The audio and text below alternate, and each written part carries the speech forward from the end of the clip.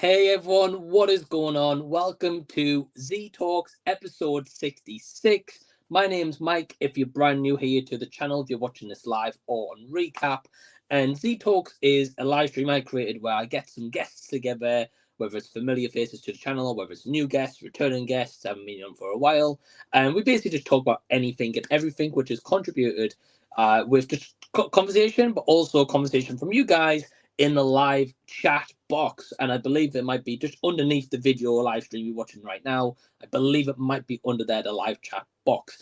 So yeah, we're going to go for about 3 hours tonight. I guess may be on for the entire time. They may be on for an hour, half an hour.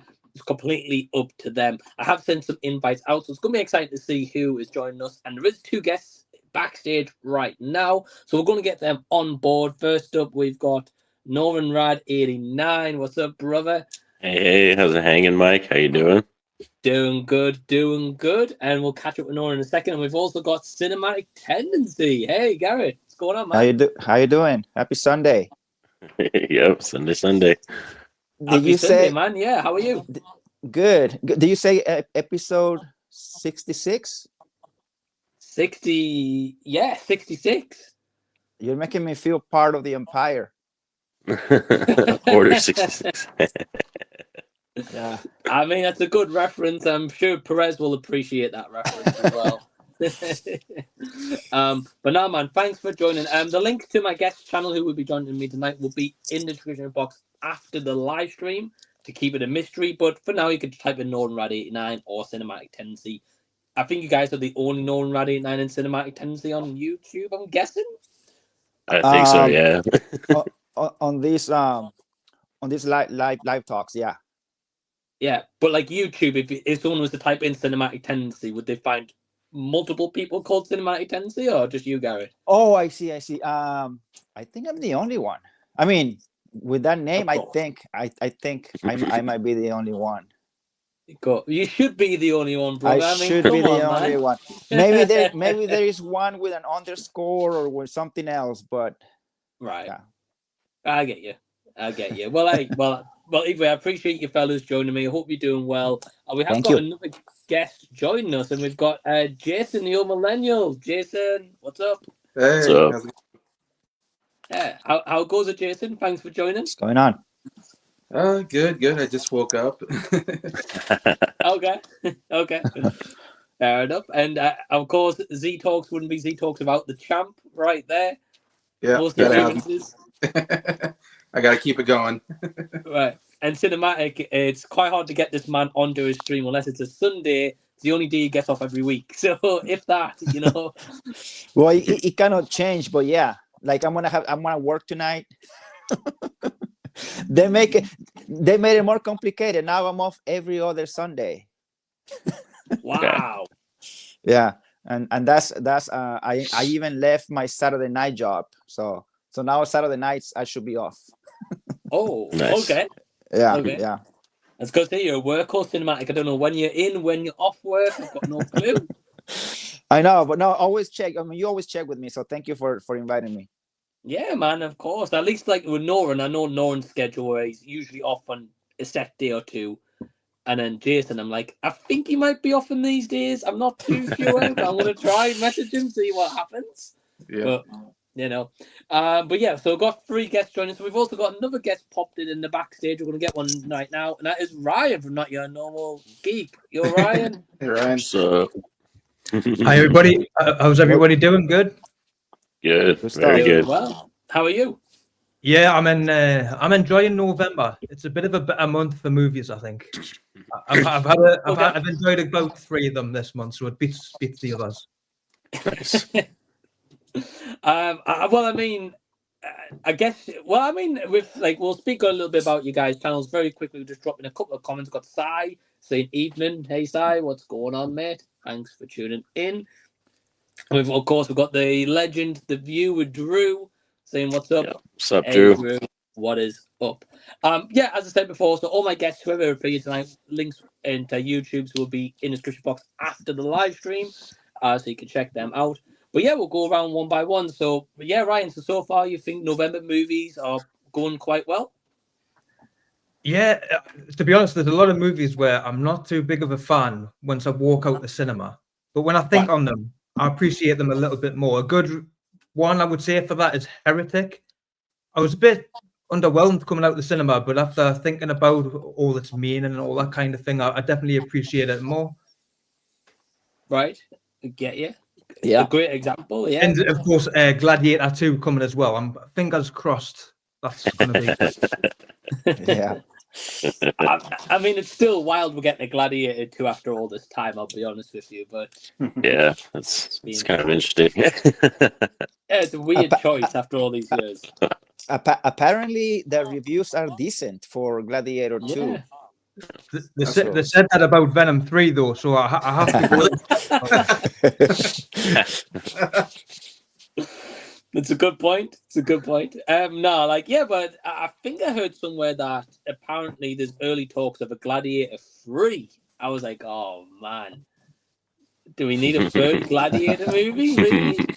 I think Ridley's going for that trilogy. Like, I think he is. Yeah, it makes sense. It kind of makes sense. But no, no spoilers on Heretic, by the way. I'm seeing it tomorrow. I haven't seen it yet, so nice. I'm intrigued.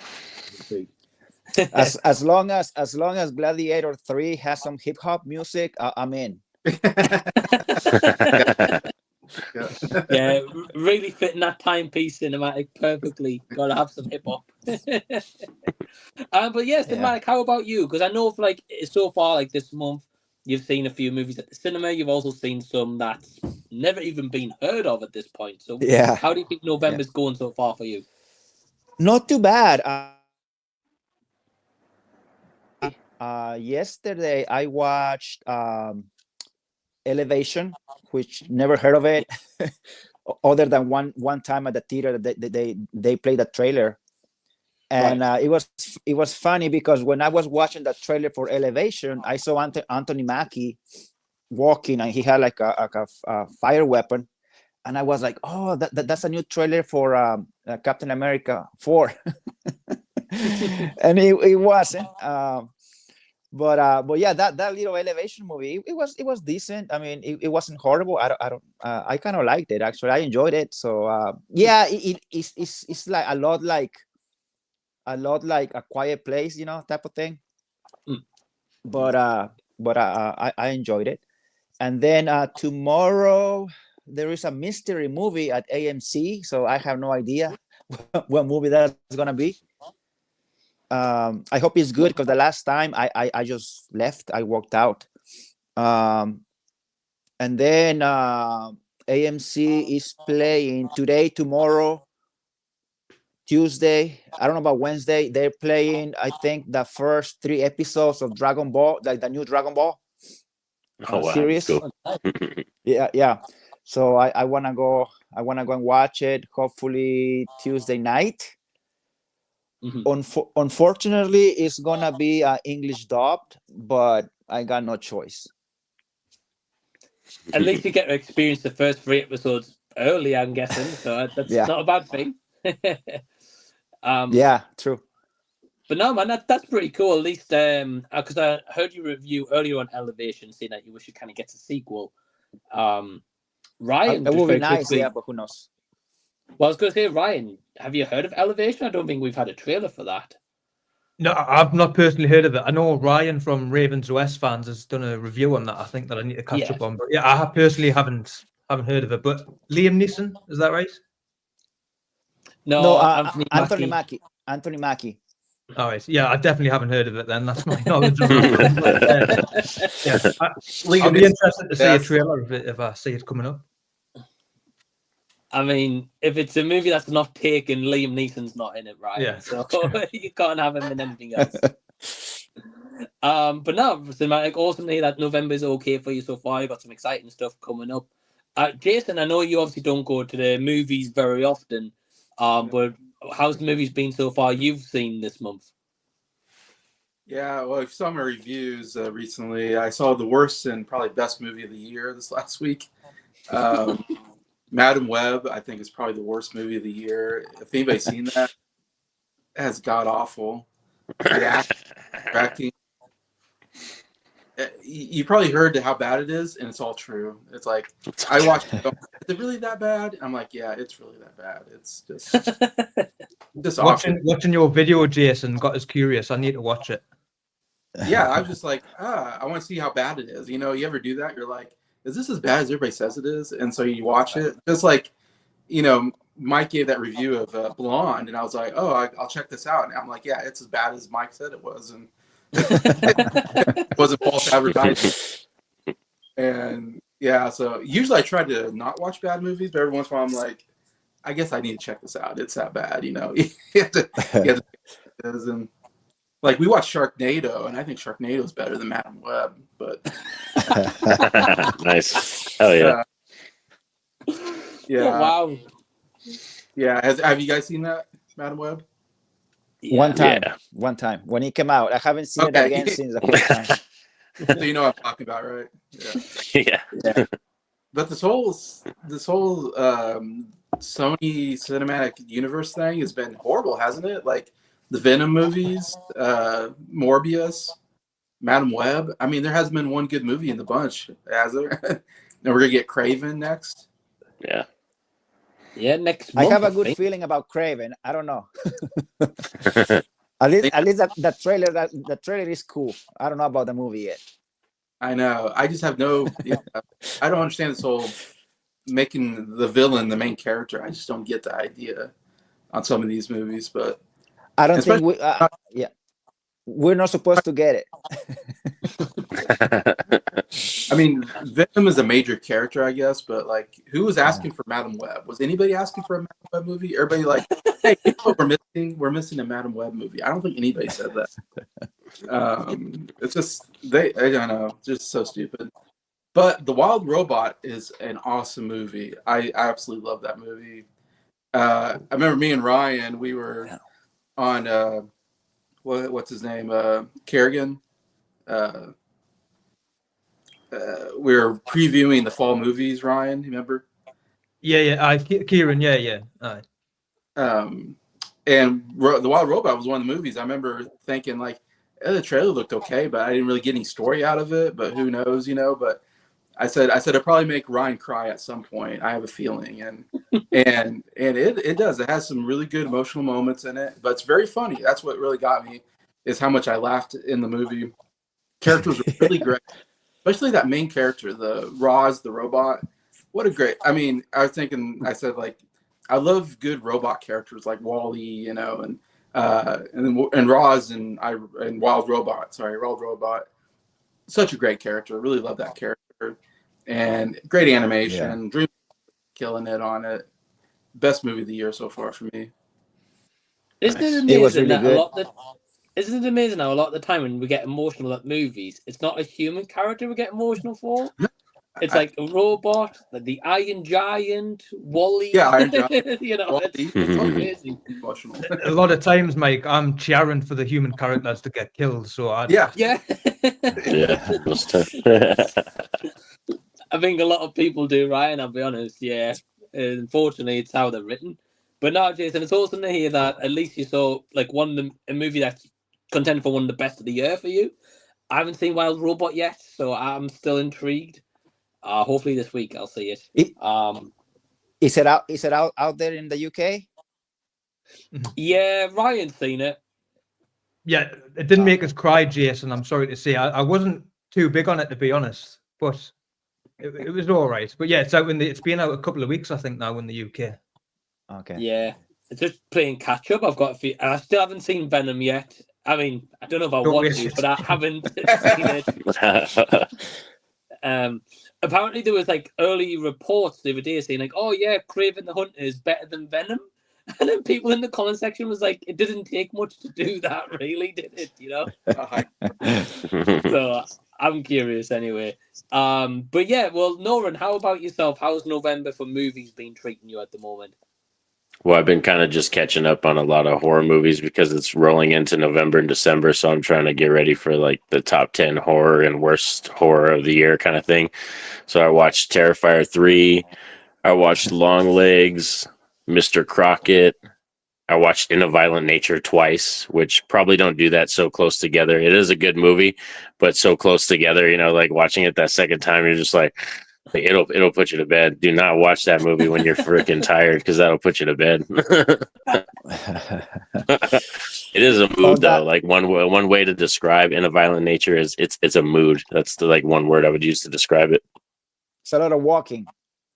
Yeah, it's a lot of walking. They could have cut that. I was wondering. I heard someone describe it, and I was like, they could have did a little bit more edits and stuff. But I appreciate what it went for, and it's because I'm such a Friday the 13th fan. There was a lot of homages to Jason and Friday the 13th, which was cool. Right. Yeah, 100%. And did you hear that they've announced a sequel as well? That I'm a little upset about, because I feel like with this being kind of an experimental horror film, that it was good to just have it once. And if you're going to do a second one, you're definitely going to need to do something different. Like it can't be the same thing again, or else it's just going to be, like it's just going to be cookie cutter. We're not going to really care. There has to be more kills, and I think there actually has to be some kind of characterization in the second film. Yeah, I agree. Unless it goes a Jason route and he goes onto Manhattan boat. I don't get it. Yeah, they just go straight to part 8. He's gonna go to space. Yeah, Jason X. Yeah, send him to space. I mean, it's as magic as possible with Shudder. You never know, to be honest. Yeah, because even his name is what starts with a J. His name's John, right? Johnny. John is the character's name. Yeah. Yeah. And what do you think of Mr. Crockett, by the way? Mr. Crockett, I thought was cool. That was really fun. If I was to say right now, I was trying to do my top 10 list, and that was pretty close. That was like number 11 or 10 right now as it sits for the year.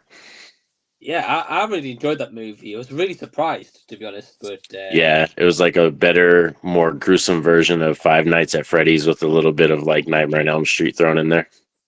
Right. Yeah, I think that's a pretty good. I'm not heard a comparison, but it's a pretty good comparison. I don't think it's a movie for Jason, I'll be honest, but oh yeah, no, yeah, probably not. Yeah, I mean, you could watch it. Jason could definitely stomach it, but I don't think he'd be like, he'd like the character.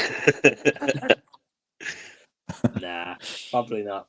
But not awesome to hear, man. It'd be great to like see your top 10 lists for the year when it comes like at the time as well, for sure.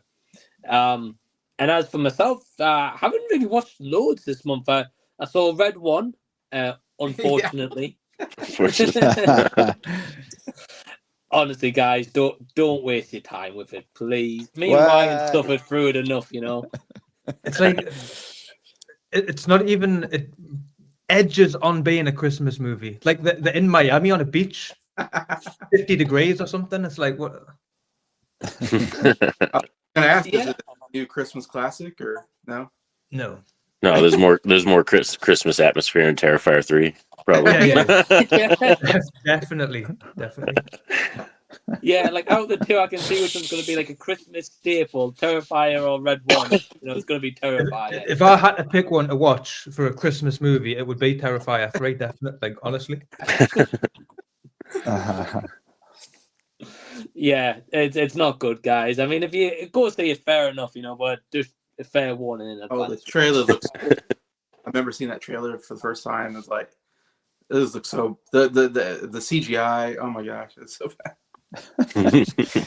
It's just unfortunately The Rock's the same guy every movie. It's like he won't do anything different, and he expects like big box office numbers every time. I don't get what his thinking is. He is doing Baywatch. He's doing like a biopic thing about with a UFC fighter. I've seen him trying to do. He looks interesting in that. Like he's transforming himself with hair and all that sort of stuff. But yeah, that looks okay. But we'll see. That'll be the only difference. He'll have a wig. Yeah. Not much of a transformation, but he's got a bit of a hairdo going. Yeah. A flashback 20 years ago and then cuts to now. He's the big bald guy, big tattooed, everything. Is he doing a biopic, you said? I'll have a quick look at what that's called. I think I saw a picture of that actually, though. You said a UFC fighter, didn't you? Yeah. Oh, I wasn't aware of that. That's interesting. Well, Ryan's looking that up. We've got Tennis Reaper Cinema in the chat saying, hey, how's it going, everyone? Yeah, hey, Tennis, hope you're doing well.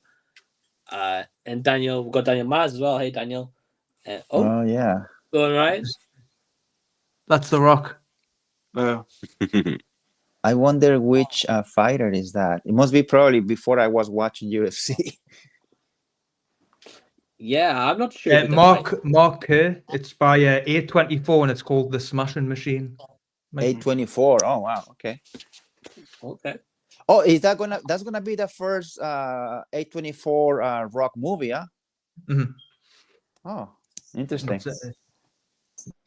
Yeah, I heard Patrick the other day said that A24 is making 2 movies of like $70 million budgets of like each one of them. Mm-hmm.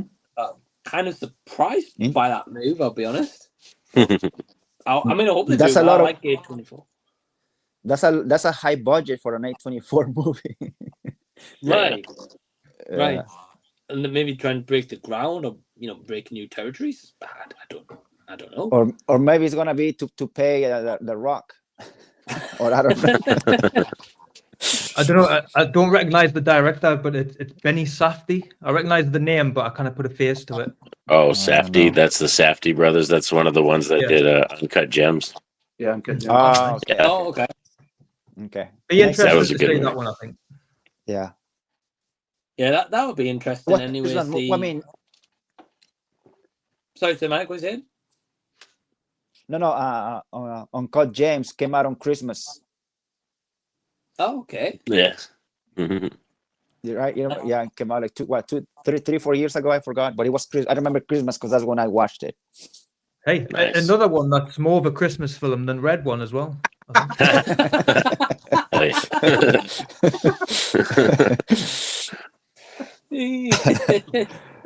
Adam Sandler and his jewelry is more Christmassy than The Rock in Red One. Anybody here in the States knows when Red One comes out? Is it this week or the following week or when? Do you guys know? I know it's soon, but Oh, you guys haven't got the movie yet?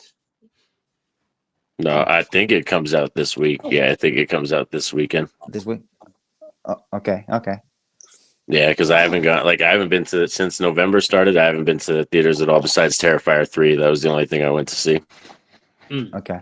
Yeah, I know it's coming out soon. Yeah, because I know. Why does the AMC UK get these releases early? It's really frustrating. Like, Yeah. There's weird ones, and like it took you guys forever to get. What was it Pearl? Pearl took them almost like a year to get that movie. It was crazy. Yeah, because I went over to Florida in September 22. I saw it with Anthony Perez and Rashad, and we didn't get it till like the following March, April. It was crazy, yeah. And at the time, the cinema sent me an email saying, like, "Oh, hey, check out an early screening of Pearl." I'm like, "This is like 7 months late after I've already watched it." Yeah, you're like, all the Blu-rays are already out in the US. What the no? Right. Well, you guys did you guys get that movie We Live in Time yet? The Andrew Garfield Florence Pugh one. I don't know. It's out right now. I haven't seen it. Maybe It's currently at AMC theaters. It is. Okay. It is right now in theaters. But Nice. I haven't seen it. So the interesting thing with that is, and thanks for that, because the interesting thing is, like the other day, they similar to me said, "Oh, like get a chance to check out We Live in Time early in like one show in December before it hits cinemas in the UK in January of 2025." And I don't know snap. why. It's a big delay, I guess maybe January is a dry month, so they think maybe putting a big movie like Garfield on the name and Florence Pugh might sell more tickets. I don't know. when is the States getting Nosferatu? We get it in December. Christmas. I think it's Christmas Day or something like that. Yeah, Another Christmas. It's kind of the same. We get it New Year's Day on the 1st of January. So Okay. It looks scary, man. I'm excited. It looks quite creepy by the trailer, and I like the vibes it's given anyway. Yeah. Yeah, what's everyone's favorite Robert Eggers film? Because I've seen I like some of his stuff. Like, it's really grim stuff, creepy stuff. Well, he's done The Witch, The He did The Lighthouse, Lighthouse. and Northman, right? Yeah. The Northman. Only Yeah. he's done. Probably The Northman for me, but although I don't absolutely love that movie, but I prefer it over the other two. Yeah, I'd probably go The Witch. That's probably my favorite. Oh, okay. Yeah. Cinematic, how about you? I would go with the Northman, but it's funny because only the witch is kind of creepy. The other two the other two are not on the same venue. Like the Northman to me is more like a little bit of action, and the Lighthouse, I have no idea what the movie's about, but I liked it. I saw it twice. I saw it twice in the theater when it came out. Oh my gosh. And still I don't know. The main was the hook. It's a weird ass movie. I'll put it that wild. way. Yeah. Jason, have you seen The Witch or The Lighthouse? Because I think you've seen The Northman, right? I saw The Northman. I hated that movie so much. It was one of the worst movies I've ever seen. And ever since I've like never seen a Robert Eggers whatever movie ever again. If he's on there, I'm not watching it. So you're not going to watch Nosferatu? No, oh God, no.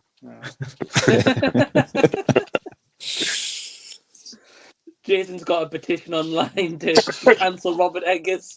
Yeah, no more Eggers. I made a mistake watching that movie, and it's like, why did I do that? Oh man. Hey, fair enough, Jason. At least you tried one of his movies anyway, and you said, "Look, it's not for me." You know. Yeah, some directors are weird. Yeah, they are. Yeah, like Ari Aster's another one that's in that weird list. Yeah, Ari Aster, David Lynch. There's some directors out there that are very like either surrealistic or they're just like very metaphorical. So their stuff is like on a high level transcendent, and then some people are just like, I don't want to deal with that. Yeah. Pretty much. I've seen The Witch, but I only saw it originally in cinemas back when, and I didn't like it. But maybe I need another rewatch. Yeah, like that one. Yeah, I own that one on physical. I've seen that probably 4 times. I just like it because it's just like this epic family tragedy. Like, you know, it's not a fun movie to watch. I like watching it because I know everything's gonna go like to shit, basically. Nice start to your morning, the family tragedy. Yeah, I was just like, oh, let's get some family tragedy in there. Yeah, right. He's an interesting director, that's for sure. I was speaking of a movie coming out soon. Si's asking Norin if you guys are going to see Conclave when it gets released. I already saw it. Oh, okay. Oh, you've seen it cinematic? What do you think? I didn't like the ending. Yeah. The ending supposed to be like a big twist. I didn't like it, but it's pretty artistic. The way it looks. There's a couple of really cool, nice shots that they do with the shots and with the color palette and stuff like that. And Ray Fiennes, I think that's his name, right? Fiennes. Ray Fiennes. Yeah. Ray Fiennes, yeah. He was really good. I mean, he's a good actor anyway, but he portraying the cardinal, because it's all about cardinals, you know, trying to choose the next pope. So it's a one-time watch for me. Okay. At least you didn't hate the movie. That's good. No, I didn't hate it. No, Yeah. Okay. Ryan, is it a one you're going to check out? Nah. I'm just not too bothered. I don't know anything about it. Maybe if I read up on what it's about, maybe I'll be somewhat intrigued, but nothing's really caught my eye on it. I know with Odeon here in the UK, we did have an early screening of it, like, I don't know if it was last week, I think, but it's just not a one I felt that I really wanted to check out, to be honest. Yeah, that's fair, man. That's fair. I think it'll be for a certain audience, and I think it looks like it's going to be like one of those Oscar contender kind of movies. That's what I'll get the vibe from it. Jason, is it the one that's interesting? Oh, sorry, Cinematic. That's the rumor that is going to be nominated for Best Picture, and that's the only reason why I wanted to see it, because I was going to skip it altogether. And when I heard some of the hype on the internet about being a possible contender for Best Picture, I was like, well, I better watch it, and that's the only reason why I watched it. Oh, that's interesting. Because Jason's huge in Oscars, so if it's going to be contender, he's going to check it out. If it's getting nominated for Best Picture, I'm gonna have to watch it because I'm coming for the title of Jason's Oscar contest. Yeah. Every year, yeah. Guys, this will be the third year now. Yeah. You got second last time, right? I know, and need to win that competition to like pick a certain movie or whatever for Jason to watch. Yeah. If I win it, it's got to be Terrifier series, Jason. It's got to be done. Please. Oh, franchise to watch. He's on. Oh, snap. He's watched Puppet Masters. I mean, however many of them he watched them all. Yeah, doesn't. That's what I would do. I'd probably make him watch Critters or something like that. You know, do Critters. Yeah, I mean, I won't go to the theater probably to watch it, but I definitely will catch it when it on video on demand or whatever. Yeah, it's gonna get a bunch of Oscar nominations: Best Picture, Best Actor, probably for Ray Fiennes. I think maybe Best Supporting Actor for Stanley Tucci. I want to say is been talked about, and probably some other. Yeah, it's one of the big Oscar type movies of the year, is what I've been hearing.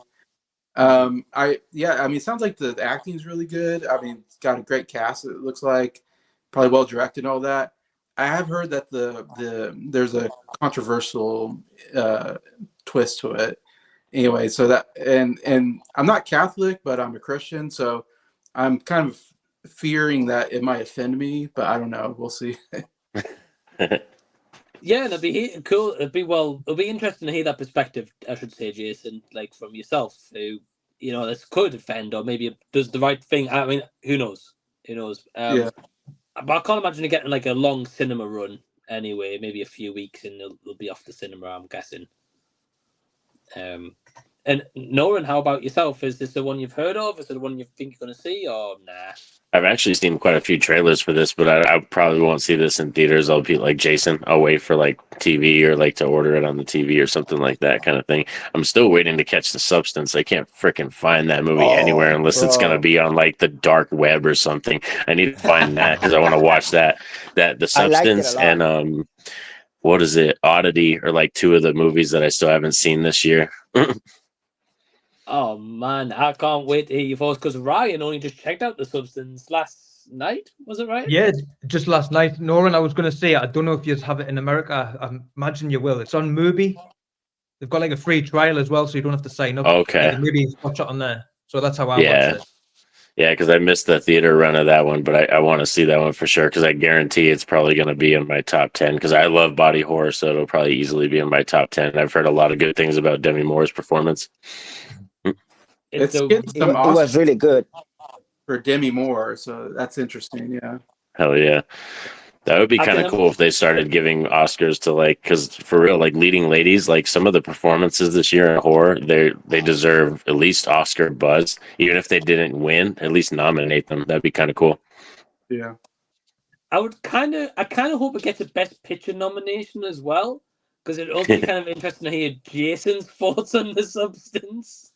Yeah, that would make him watch it. Yeah, that's what I mean. That would kind of get the whole Oscar credit. I know nothing about that movie either. I just know Demi Moore's in it. Keep it at that, Jason. Best going like knowing nothing. Keep it at that. Yeah, but they did a great job with the marketing when that released. Though they didn't have any 5 trailers to show what the movie was. They had like 1 or 2 with like a minute and a half trailers maximum. That was it. So I love the music. Do you know, like from the trailer, but it plays a part in the film as well, and I love that. Every time it comes on, I just feel like I'm in a club, and I'm just like,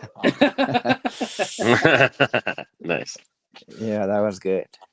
It's a good time. Good time. So I'll leave it there though, because obviously Jason's not seen it or Norin, so no spoilers from us anyway. And in regard to Conclave, I probably will catch it, but depends on what kind of release it gets here in the UK anyway. It's got an early screening tomorrow at Cineworld for us, Ryan. But I'm going to see Heretic tomorrow, so I'll miss it tomorrow. Viewer Drew is... Oh, hold on, we've got a few comments. So Viewer Drew saying, I'm planning on doing an online movie awards for my channel tomorrow on Instagram. I will announce the nominees for Best Actor and Actress. Awesome, Drew. I'll keep an eye out for that. That would be pretty cool. Always hope for people doing like awards. That's pretty cool. Sai saying, can you imagine Terrifier 3 getting an Oscar nomination? Huh. Best makeup or visual effects, that would be crazy. Makeup maybe would be interesting, but yeah. Yeah, if anything, it would be for practical effects for sure. Either that or editing. The editing was really good in Terrifier 3. Some people I was surprised because there are certain sequences in Terrifier 3, just the way Damien edited it, it makes it so much more intense and anxiety inducing. It was really cool. I felt it was done pretty well, and I would like to see it get nominated because for a movie that's against studios and its own funding, it's become the highest grossing, non-mainstream movie at the box office ever. That's a feat in itself, Oh yeah, and that's really, like I said, Damien Leone. It's kind of cool that he did it all himself. I guess production companies wanted to buy part of Terrifier 3, but he basically turned them down because he just wanted to do it all himself. Yeah. I think they told them they want rid of the first 10 minutes in itself. Never mind anything else, but they wanted rid of the first 10 minutes. He was like, "Nah, that's not happening." Yeah. Nah, Any Oscar nominations for Red One, Ryan? No. The Razzies or something, whatever the other alternative is. But, the Razzies. Oh wow, yeah. Somebody put Sorry, then, Mike. I don't know. Somebody put Terrifier 3 on YouTube weeks ago. Yeah. Oh wow. Okay. Yeah, I reported it. I did. Hey, Cinematic, watch it in full. Then was report, take that down now. I've seen it. Because the movie is still in theaters. That's piracy. Yeah. It's baffling. It's baffling how something like that YouTube don't pick up straight away and take it down. I think that's insane. But then if you use a little trailer clip in your video, they're quick enough to put a copyright on it. Exactly. Yeah, and exactly. Yeah. I get copyrights on my channel sometimes for a 2-second thing. Yeah. I think I was telling Mike the full Deadpool and Wolverine was on 3 days once it released on YouTube, and it was on there for about 3 days or something, I think. Yeah, Mike told me that. I was like, what? Yeah, because when I saw it on YouTube, I was like, Jason, he's Deadpool Wolverine. Check it out, Watch it for free. YouTube want to block my video worldwide of 5 movies I'm scared to see, so I don't know. Yeah. I honestly, I don't know what I know when I used to put trailer footage in my reviews, I worked it out. It was 2.28 seconds of a clip you could put in. And then if you're going to put another clip after that, you'd have to trim a second of the footage you had and then put that on and then do another 2.28 and it would be fine. It was a millisecond over that, it'd be copyright straight away. So it's weird how it works, really. But yeah, anyone who's watching live as well right now, feel free to leave some comments. We will get to them. Say hello, ask a specific question to any of my guests. If you want all them the guys answered or particular one, let us know. We've got Menagel saying, hey, boys and girls. Hey. Hey, Menagel. I hope you're doing well. He says, has anyone seen the new trailer for Captain America Brave New World? I'm anticipating this one. Looks like it's going back to form and hopefully Marvel is talking business as a serious tone. They released the second trailer today, so I did watch it. Yeah. Have you guys seen the trailers for this one? I've only seen the first one, not the new one. Okay. Yeah. I saw the poster though. I saw the poster, if that counts, the new poster. Nice. Is it where the Red Hulk his fists going into the shield or something? Is that? Yeah, and for some reason, Sam Wilson is not dead. Yeah. He doesn't have superpowers, Exactly my point. Yep. Yeah, it hasn't explained that really yet, and I wonder how they're going to do that going forward. That because he's not got the serum, how he's going to survive all these blasts and hits. I know. Yeah, it's gonna be crazy. Yeah, that's gonna be my main. I don't want to say issue, but that's gonna be my main problem with the movie. If he never takes the serum, my suspension of disbelief is gonna be skyrocket. Yeah. Yeah, because especially with Marvel, they do some intense stuff, like the Batman there was a sequence with Robert Pattinson, where he like crashed, like he did that diving sequence, and he's like flying with the glider, and then he crashes, and then he just kind of like limps away. That was like a little bit of disbelief you had to suspend, but yeah, with Marvel, like there's a lot more scenes, and like you said, with Red Hulk and all the stuff he's going to be going through, I don't know. Yeah, I am more excited for Thunderbolts, to be honest. Way more. That looks cool. excited. Yeah, that trailer. Yeah, Sai saying Thunderbolts looks better than Cap 4. I agree. Yeah. There you go. Yeah, they released the second trailer for Thunderbolts as well, which the trailer was like nearly 4 minutes long. It was insane. Wasn't Captain America supposed to come out like this year or something like that, and they delayed it? They had to rewrite it or something like.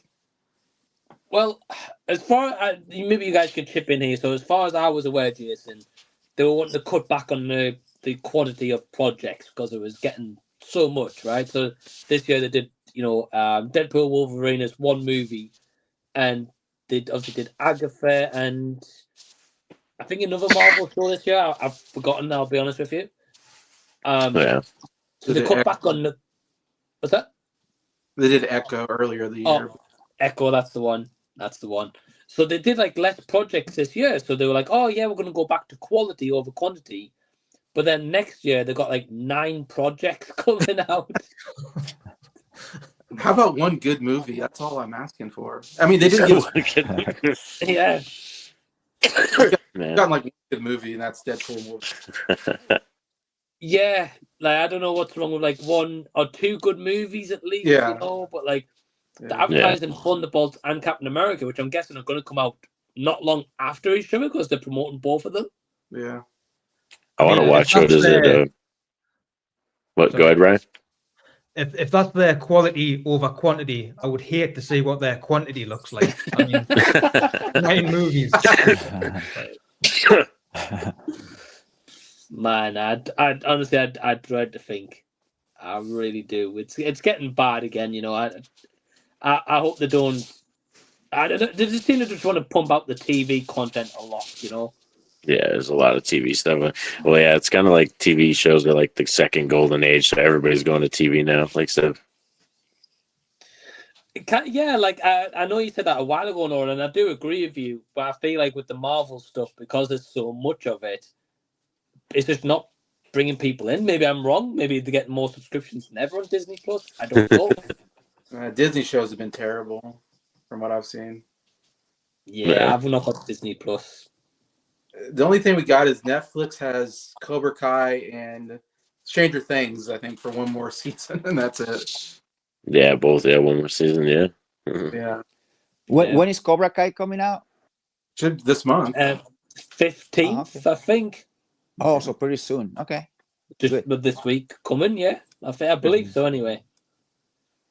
And then yeah. Isn't the movie coming out also this year? Next year, the Karate Kid Legends, I think it's called now. Oh, next year then? Yeah. I think they've planned it, Cobra Kai to finish, and then that movie come on, so it's like still fresh in people's minds and okay. Yeah. I'm guessing anyway that would make the most like marketing sense. Yeah. Okay. Because I know they released the poster several weeks ago, but I forgot when the movie comes out. Yeah. I don't think we've had a trailer yet, really. So no. Is anyone excited for the Mike Tyson Jake Paul fight? Next week, right? Next Saturday or Friday? It's Friday. I think it's this Friday. I think. Oh yeah. You know what? I'm actually quite looking forward to it. Purely just I'm starting to watch. There's a docu-series on Netflix, like 3 episodes following it. And Mike Tyson, man, he's an absolute beast. Still, just some of the training footage is insane. And he's still got that fight. Like, I mean, I don't know. I'm very split on it because again, it's obviously he's like half his age and things, but yeah, I certainly you couldn't pay me the amount Jake's getting paid to get in the ring with Mike Tyson now. So. Nah, I couldn't either, Ryan. But I'm curious to who's gonna win though, or will be a draw. I don't know the result, but I'll be curious to see it. Because that's something like cinematic would be tune in for, like going to the cinema to see on the big screen or something, you know. No, I want to watch it on Netflix. I wish it were on the big screen. But Saturday, which is the day after, UFC 309 is gonna be in theaters. So I'm excited. Yeah, for it's that John one. Jones. John Bones Jones is back, and I forgot the other guy. Yeah. Stipen Munich, Yeah. something like that. Yeah. Okay. Oh, that's cool. I mean, you're always at like UFC cinematic. I always see that anyway. Oh yeah. Yeah. I like to watch them in the theater. Worst case scenario, Buffalo Wild Wings, which those of you in the UK, that's a sports bar.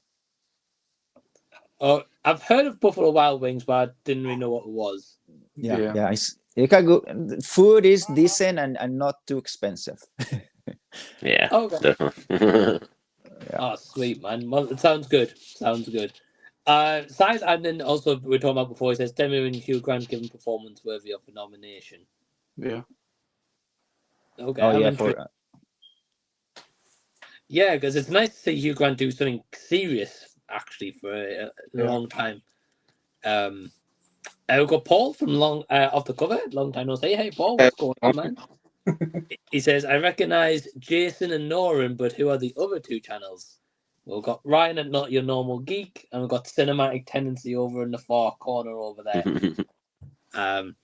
And Tendency asking, what would be everyone's surprising movie of the year? Surprising movie of the year. Oof. It's a good one, to be honest. I've got one straight away. For me, Transformers 1. Yeah. Because the trailer was terrible. I thought it looked awful, and Yeah. I thought it was going to be panned, you know, and it's like in one of my favorite animation movies of the year I've seen anyway, and I didn't expect that at all.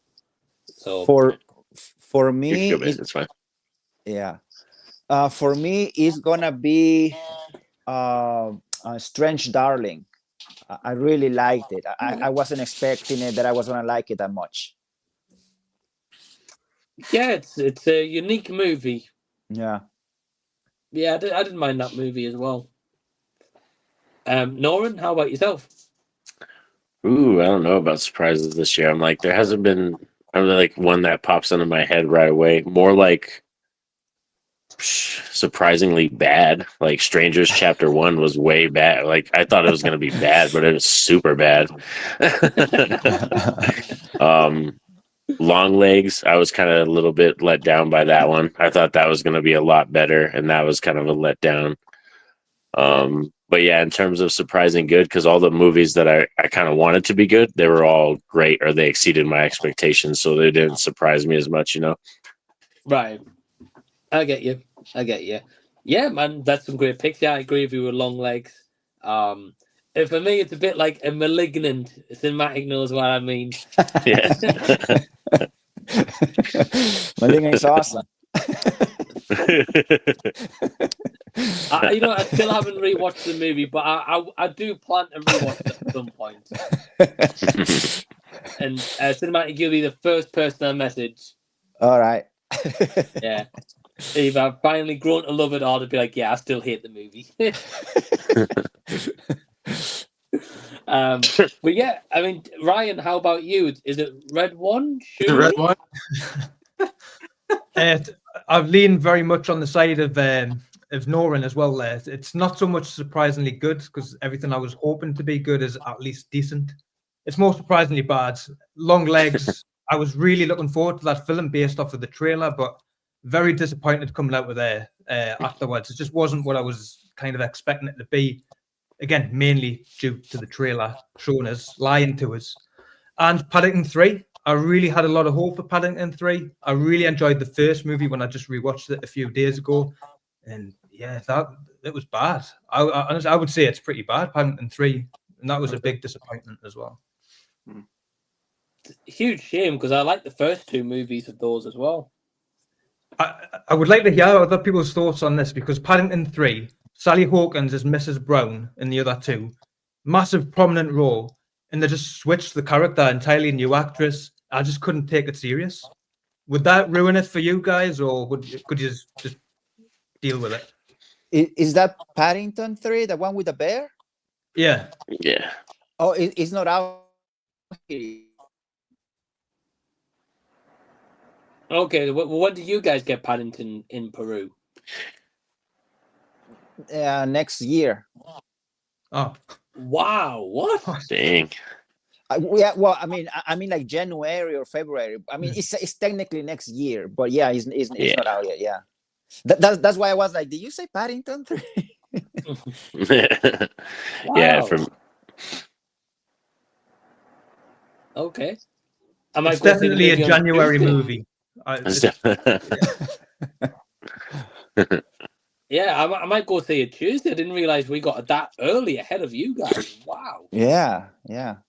Wow. Kind of makes sense with Red One as well, because I put my review today and it got like over 100 views in a few hours, and I was like, "What? My videos don't normally do this." I'm like, "There's got to be a reason."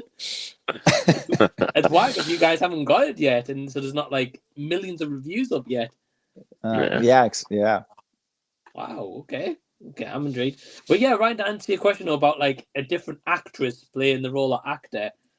I think it depends if they address it or if there's a reason why or how they play that into the story. They don't do it in this. The kids are like, oh yeah, mummy, of course, blah, blah, and it's just a completely new lady, and she doesn't look remotely like that. And it's like, what is going on? It's like it just took us out of the film. I couldn't take it serious, even though there's a talking bear in it. I couldn't. I love how the talking bear's not what took you out of the movie. It's the change of actress. That's brilliant. Man, yeah, I don't know. I'll go see it this week, Ryan. I'll let you know. I think. Jason, what's your most surprising movie this year, whether it's good or bad? Sorry, the Chiefs just won, so I'm just. Okay. 9-0, baby. All right. He's back. Actually, it's Trap, the M. Night Shyamalan movie. I really like that movie, and I was not expecting anything out of it really.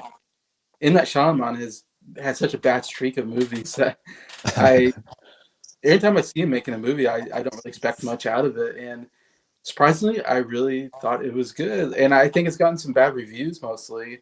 Yeah. And I was on the edge of my seat the whole time, and I was kind of like, okay, how's he going to get out of this situation? How is he going to do this, that? I was, so it kept me it kept me enthralled. Like I was never, I was totally into the story. I was, into what was going on, and it went into some directions I wasn't expecting either. So I was like, wow, that was an interesting idea. And what's his name? The main character I thought was great. Josh Hartnett that's his best performance ever, probably. I agree. I thought he was great as the main character. Yeah. And that one's really surprised me. It was my favorite. It's like in my top 3 at the moment. Movie of the year. Wow. Yeah, Jason, that's a big shocker. Yeah. Like, because with you, it's unpredictable. A lot of the time, like, you think, right, Jason's not going to like this one. And he's like, I love this movie. Yeah.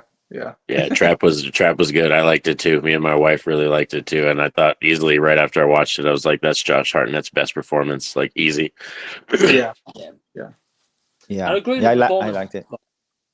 Okay. Yeah. I agree in the performance part, and I like like the first and a half, like the half of the movie. The first half of things really good, and it goes a bit bonkers after that. I like the second half of the movie is where it surprised me. That's where I was kind of like, oh, what are we doing now? How are we getting out of this situation? Okay. First time I'm like, okay, like is this whole movie going to take place in one place? And the fact that they moved to a different place was like, oh, good. They're moving on to something else.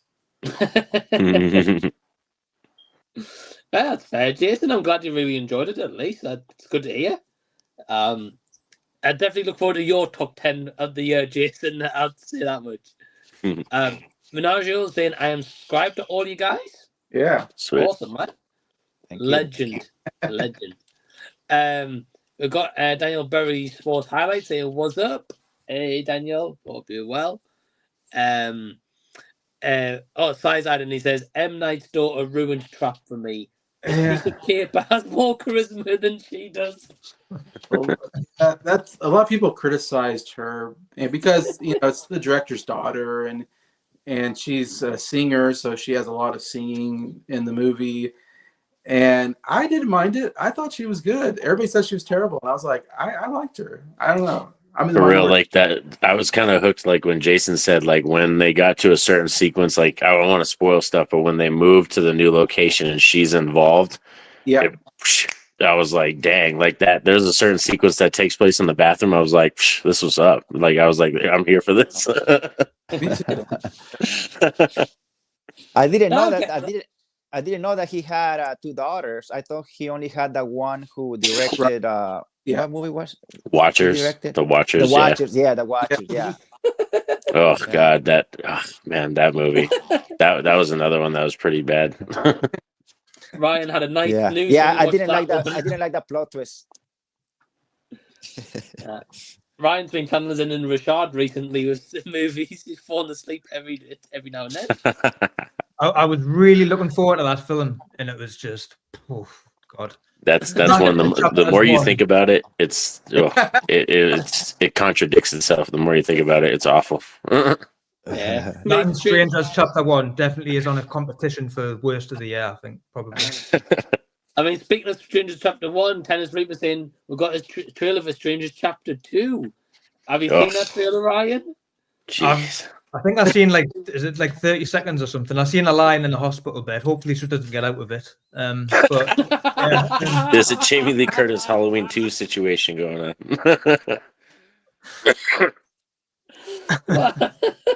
Hopefully she doesn't get out of it.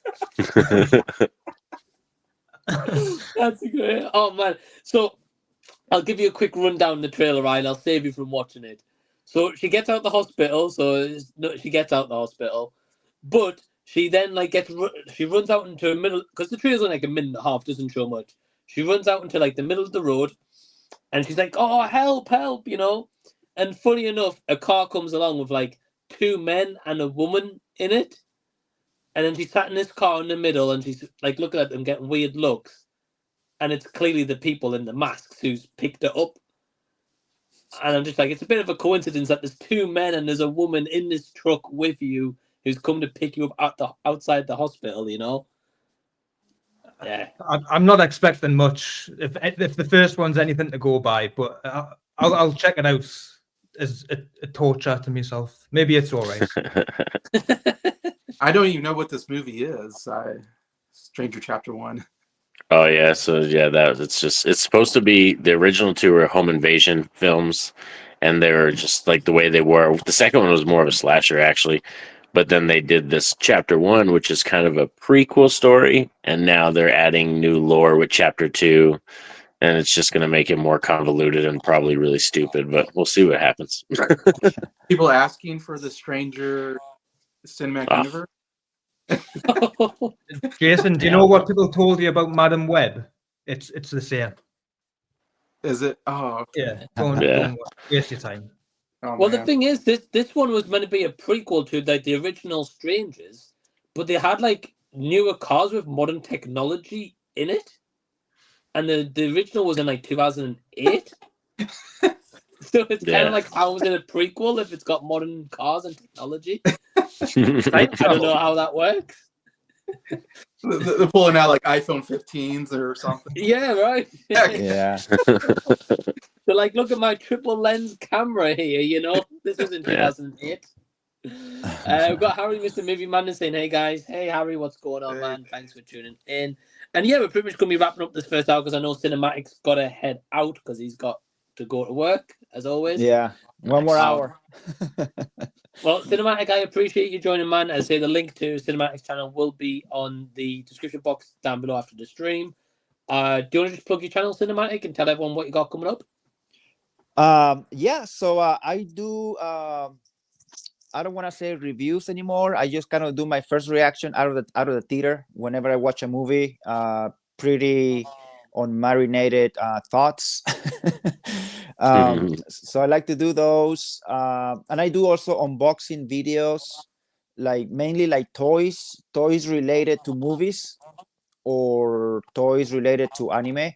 So I have one coming up soon. I haven't done one recently because I buy all that stuff. So sometimes if I don't have money, I don't have unboxing videos. Right. but Yeah. but I have one coming up soon. It has to do with the movie Aliens. So I'm excited for that figure once it arrives. And for this week, probably most likely I'm gonna do a review of Red One if we get it this week. Right. And so yeah, that's pretty much what I got going on. Tomorrow is gonna be the secret mystery movie that AMC Theaters does. So the plan is to go and watch it, whatever that movie is, and if I don't walk out, I'll probably do a quick review or first reaction. Nice. And yeah, well, I look forward to seeing what you got coming up cinematic. And if you guys want like action figure unboxings, as you can tell by the background, that is the man you need to go to. Crazy amount of action figures and replicas and all that kind of stuff, man. But cinematic, I appreciate you joining, brother, and I hope you enjoy the rest of your night. Yeah, thank you so much. Thank you for the invite, guys. Thank you for your time. We'll see you soon. Take it easy, man. Laters. Bye-bye. Yeah. Thank you. And Norin, Ryan, Jason, you guys okay just to keep going, or do you guys need to head out? No, I could be good for like another hour or so. Yeah. Okay. Okay. Well, if you guys ever need to sign out or anything, just let me know, because you guys can leave whenever you want as well. But we have also got another guest joining us for this time as well, and that is Zeke. Hey, Zeke, what's going on, man? Dude, what's up? Hey, guys. Good to see you again. Hey. Yeah. Zeke, appreciate you joining. How you doing? I'm good. Thanks for the invite. I'm glad we can make it work out. Yeah, me too. It's been a while, and I know it's quite hard to marry up our schedules a lot of the time. So I appreciate you taking the time to do this as well. My pleasure. When you said Sunday, I was like, we may actually be able to pull this off. So, Right. Well, the link to Zeke's channel will be in the description box after the live stream. But Zeke, I want to get your opinion on this matter very quickly. So we've been talking about Venom, right? And a lot of people have been saying this movie's terrible. Nothing new there. I've not seen it, so I can't comment. I've just been, hearing both sides. Ryan wasn't huge on Venom. I know a few friends of mine also haven't been huge. And for anyone who doesn't know, Zeke does, well, like a Venom vlog as such on his channel, where he's up to like nearly 900 episodes talking about the character, the comics, these three movies. Yeah. the movies, everything. Yeah. So Zeke, from your perspective, without spoilers for now, what would you say how Venom: The Last Dance was? I'm all these movies. I feel kind of the same. I'm always between a 7 and an 8 out of 10. Like the stuff I really like Tom as the character, as Venom and Eddie, the relationship between the two, kind of that 90s banter, between the two characters, that odd couple feel, like that stuff is stuff that I liked in the comics. And so I like the movie translation of it as well. But the stuff I criticize is probably like, pacing, character issues, sometimes story, and sometimes the visual effects. But just like the other ones, I land somewhere between a 7 and an 8 on this one too. Yeah. Okay, yeah, that's interesting to hear, because especially as you know all the lore and more context than like me, Ryan, or other guys who just watch the movies and that's all we kind of know about the character, maybe PlayStation games and stuff. Yeah, well, that's cool. I mean, I like talking to people who come from Venom at a different angle, whether they know him from video games or comics or the 90s cartoon or the Topher Grace performance of him. Like, everyone comes at the character from a different angle and a different perspective of how they'd like to see him portrayed. So it's cool to have that conversation always. Yeah, it makes for an interesting conversation. And one thing I will say, as you mentioned it, I still don't mind the Topher Grace performance. I might be the only guy in the world, but I still don't mind it. Yeah, I like his performance. The characterization of Eddie is where I kind of... So at least on our show, a lot of the people that watch it, we kind of had the consensus that we don't like the Ultimate take on Eddie Brock from the Ultimate comics, where he's kind of a creeper. He's on women and stuff. He's got like he's gets a little dark in that region. I think in the Ultimate Comics, Eddie was in college and he was trying to hook up with a younger Gwen Stacy, like a 16-year-old Gwen Stacy in his room. So pretty creepy stuff, that version of Eddie. So the movie, that Topher felt like he liked Gwen, but he kidnapped Mary Jane at the end and made some sexual innuendos. Like creepy Eddie, we're not a big fan of on our channel. But he played that version of him well. I agree with that, absolutely. And I'm glad that someone else has agreed, because I was thinking I'm the only person ever that thought it was actually all right. But no, that's it. They had some things they got right on Eddie in that movie, and Topher was a fan of the character too. So I think they gave a good performance on that for sure. That's awesome, in your Force Man as well. I wonder. You're not alone. Right. You're not alone. I'm not sure about you guys. I'm not sure about Norin, Jason, or Ryan about Topher Grace's performance in Spider-Man 3. I don't know if you guys are with us, if you're on the other side. I don't know. I'll leave it up to you guys. Yeah, he wasn't the problem with that movie. There was other problems. There you go. That's it. Yes. That's it. That was the good dance moves. That scene is still so funny every time I watch it. Yeah. So, it's laughably cringy in a way, Yes. you know? For sure. But we've got a couple of comments, so we'll go into a few comments here as well. We've got Menaggio saying, I believe the Anaconda reboot is coming next year. I know we're interested in it. It's about time. Oh, snap. Yeah, I feel like we don't really get like many snake-focused kind of movies really at all. And maybe there's a reason why, I guess. But the last time they were on a plane, so if they got kicked off, they got to go somewhere. But since then, I mean, that one's kind of become iconic in a way, you know. That's a fun everyone's movie. Everyone's like, I always know Snake in the plane, or the famous line by Samuel Jackson. I'm not repeating it, but that famous line. So, I mean, have we all seen the original Anaconda? Yeah, I have. Yeah. Jennifer Lopez, right? Yeah. Right.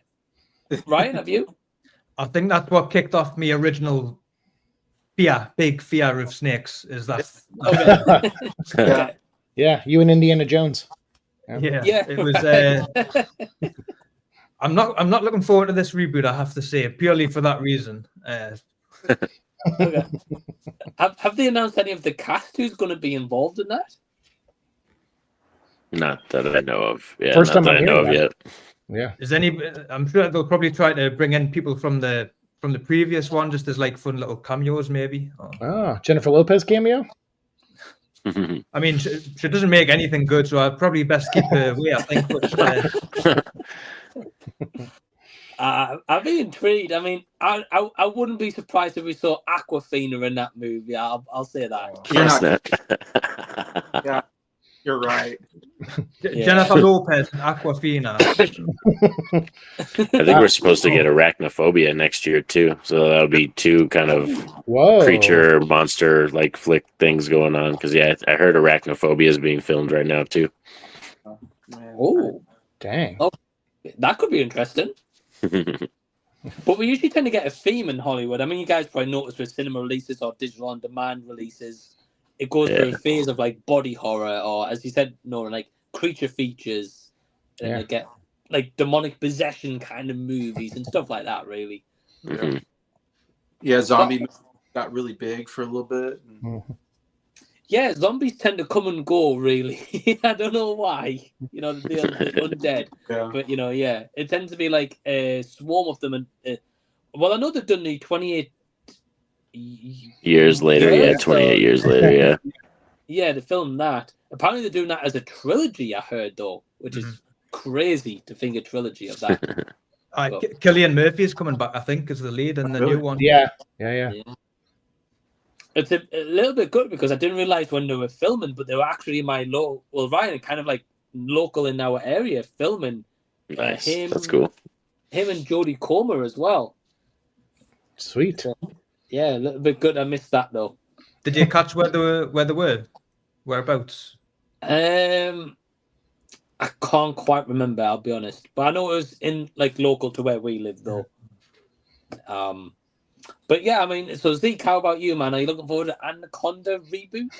This is the first I'm hearing about it, so I need time to process. Okay.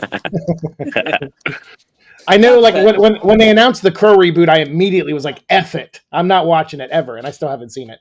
But Anaconda, I like the old one, but not like on the level of the Crow. So yeah, I hope it's good. I guess what as Red Letter Media would say, what are next? Right. Zeke, don't watch The Crow, man. See I yourself won't. that time. I'll never watch it ever. It'll never get. I won't watch it for free either. But Ryan, actually saying that though, Ryan loved The Crow, so Yeah, good. That's good. I hope it. I'm glad Zeke. someone did. Zeke, if somebody pays you to watch it, don't watch it. I won't. Trust me. You can't. And the only way I would watch it is if I got like sent to Guantanamo Bay, and that was the form of torture they used, and they just picked my eyes open and just made me watch the whole thing. But I would try to bite my tongue off and bleed to death. So I was going to say, even then, you'd like find a way to use your eyes to snap out those machines. Like, no, Yeah. I'm not doing this. yeah, no way. Yeah. No, that's fair, man. That's fair. And Jason, how about you? Are you looking forward to an Anaconda reboot? No, I don't know why anybody would. I don't know. Maybe there's some diehard fans out there, Jason. I don't know. Maybe.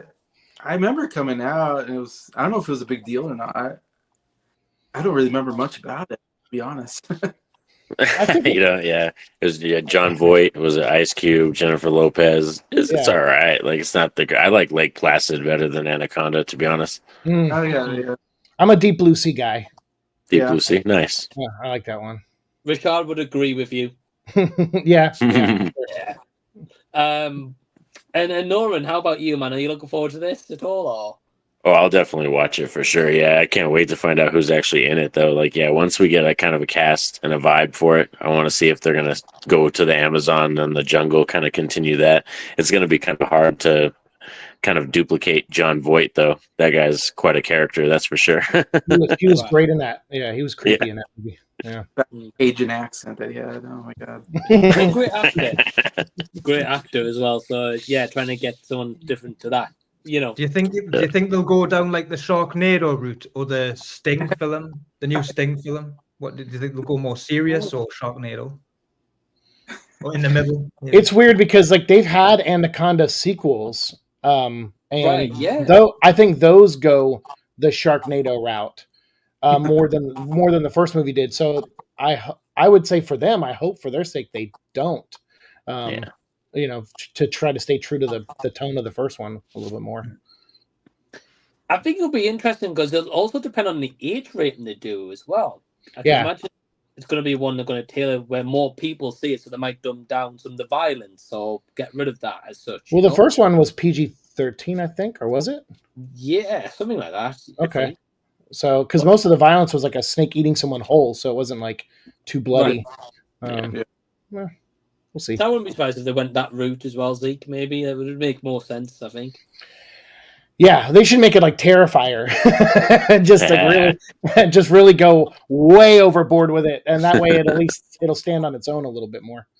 Right. Yeah. I mean, it's a good comparison. Terrifier, Anaconda, you know. Yeah, you know, the snake can just hold a chainsaw and chop people in half. Hey, don't put it past them, Zeke. They might do it. Drew's ending, he said, by the way, he said, I saw Venom Last Dance recently. It was enjoyable for me, better than Joker 2. I still haven't seen Joker 2, actually. I don't go for interesting. Yeah, I feel it feels weird every time I go on a show that talks movies. I watch way less than I used to when I started being on YouTube. I think I've got burnt out on movies, so I didn't see Joker 2, but I love the first one. I heard mixed things about the second one. Mostly mixed as in like it was either medium or awful. I only heard one or two people say they liked it. Yeah. I can't really say anything without you seeing it because I don't want to give any spoilers or anything. You know? I mean, I'm sure the movie won't surprise me that much, but. And I don't think, Jason, you haven't seen it yet, right? No, I'm not sure if I should or not. I just hear bad things. Is it worth watching? I don't know. I'm gonna finish. You're gonna have to watch it because it's gonna get nominated for an Oscar. Right. Yeah, I have to, man. I got that vinyl. I actually bought the vinyl. I have the vinyl for it. Nice. Yeah. Wow. Okay. Okay. Yeah, I liked it. Not better than the first one. It's not better than the first one. I'd probably give it like a 7 out of 10. Okay. But I think people got lost with the whole idea of what Todd Phillips was trying to do, besides the whole kind of FU to the fans and like to production companies and stuff like that. Besides that, it was kind of more about Arthur Fleck and how everybody perceived him and how everybody kind of put him on this pedestal after what happened in the first movie, and him as himself didn't know who he was. He's like, am I Arthur Fleck? Am I the Joker? Like, who am I really? And it's kind of the whole film. It's like the tussle with that. And the music numbers, I wanted a little bit better, but I got the vinyl though. I haven't seen it for that reason. The whole like questioning, like, am I Arthur? Like, for me on a personal level, I don't know if I'm ready to see a movie with someone asking questions like that to themselves. So like, right. So there's a lot of movies that have come out like that in the past couple of years that are kind of a cerebral internal examination of self, and that I've avoided for that reason. So I might watch that one day. It's it's not like The Crow. I will never watch The Crow, but Joker 2, I'm sure I'll get there. Yeah. And that's fair, man. I have a personal preference and different situations, so it's all cool. Yeah. Now I don't know how true this next comment is because I've not heard this, but maybe Minajul has, because he says for Anaconda, Jack Black and Paul Rudd set to be in the movie. What? That's crazy. There goes my interest. There's a comic relief there. Yeah. Well, Jack Black plays a snake, I'm assuming. Yeah. He's supposed to play like Satan in a new Santa movie or something. There's like a new Santa movie coming out where like Jack Black plays Satan or something. See, I don't know why I'd watch that though. It has like a Pick of Destiny feel to it. Like yeah, that's why I think. Yeah. I like Paul Rudd, but well, look, if Paul Rudd is playing the Jennifer Lopez character and Jack Black is playing the John Voight character, and they have the scene where Jack Black is creeping on Paul Rudd, that could be kind of funny. I'd watch that. That would make for an interesting movie. Jack Black watching Paul Rudd change clothes, and he's like, "Yeah," that could be kind of funny. I don't know if they'll do that, but I mean, I'd be probably interested not. in seeing that. They don't have the balls. Nah. Not at all. But I mean, I'd be curious though if that's true. Jack Black and Paul Rudd. I mean, it's different, I guess. I need to hear who else is in it. Yeah, me too. Before we kind of make some judgments for sure. But besides saying Anthony, he says his godson is a zombie in 28 years later. Dude, awesome. What's up? Wow, okay. That's been on my bucket list for years, is to be a zombie in anything. Yeah, like I used to send in audition stuff for Walking Dead when it was in Atlanta, and they were filming stuff there. I'd like to try to get a part, and then there was some stuff that was in LA they were filming, and I was like, anything, but never gonna. I'm not an actor, so that's probably why. Still, that would have been awesome, though. That's my dream. I want to be a zombie in a movie, and I want to get killed. Well, they're making the Train to Busan American remake, Zeke. Maybe in there you might get a chance. No way would I attach myself to a remake of an awesome movie like that. No way. I don't blame you. Yeah, but maybe I would. No, to be a zombie. Yeah, I wouldn't blame you though. It's a great movie. Yeah, that one. I love the original. And we've got a very interesting question here, and it comes from D Movie Man. So hey D, what's going on? Always insightful questions. So he says, "Hola peeps, hope you're all doing well. The question is inspired by the always entertaining Senor Swales. What's a moment from a review you've done that makes you laugh or is memorable in some way?" Great question. Well, for me, mine's real quick because it covers a couple of reviews, but I know I think I was reviewing Blacktastic's short, his last short that he did with the racing, or the getaway, or the lookout, and I was like, and it happens sometimes where I'll get caught on a phrase, and I can't get it out. like, and I instead of getting mad that I can't say it, I just start laughing hysterically because I'm like, why can't I say this? And so I'm sure there's probably some clips of me that I could splice into some videos of of me just laughing like a maniac because I can't speak. So it's always something like that. Although I did try to record a review once for The Other Guys, and I never posted it because during my review I laughed the entire time as I was rethinking about scenes from the movie. It was mostly me going, and then he said, "Aim for the bushes," and I'm just laughing. So I would say probably The Other Guys. I'd never put that on YouTube, my review of it, because I laughed the entire time talking about that movie. Wow, okay. I would have liked to have seen that review. It would have been a shit review, I promise. Oh, sorry, a bad review. Yeah. Oh, you're all good. You're all good. No, great answer though, Zeke. I mean, great you've got that top of your memory as well. Because I don't know about you guys, but it's so easy when you're recording to just butcher like a line or like an intro, you know. Sometimes I can't even get my intro out. I'm like, come on, man, Mike. How hard is it to say hi, guys? Welcome to the channel, you know? Exactly. Man. But Ryan did a lot of production in his intros. He's like, yeah, he's walking. I don't know how many times it takes to shoot those intros for Ryan. But... yeah. Well, Ryan, that's a great question. I'm going to throw it over to you. There you go. I really don't want to give it disappointing. I just honestly, I'm sitting here and I can't think of anything. The only thing I can simply think of is, as Zeke was saying, like when you're trying to get some words out and it's like just like you kind of it's just like gobbledygook coming out your mouth. Sometimes I'll leave them in, but sometimes, as Zeke says, I could probably put a clip together of me just completely messing some stuff up. Well, Ryan, I want to ask you this because I know, like as Jason said, so in some of your reviews you've done recently, you might be out and about somewhere, or you do like a few like little clips clipped together, you know, talking about the same kind of introduction. Do you ever get anyone ever asking you, being like, "What are you doing?" Oh man, I look like a creep when I'm doing this. I'm like, is anybody around? Yeah. And I'm like, end it off quickly, and I'm like, oh yeah. So yeah, like on the latest one where I'm just walking down the harbour near where I live, and I'm just like, oh, I probably look like a serial killer. Like just people are trying to just stay away from us probably when they see us. That's why there's no one there.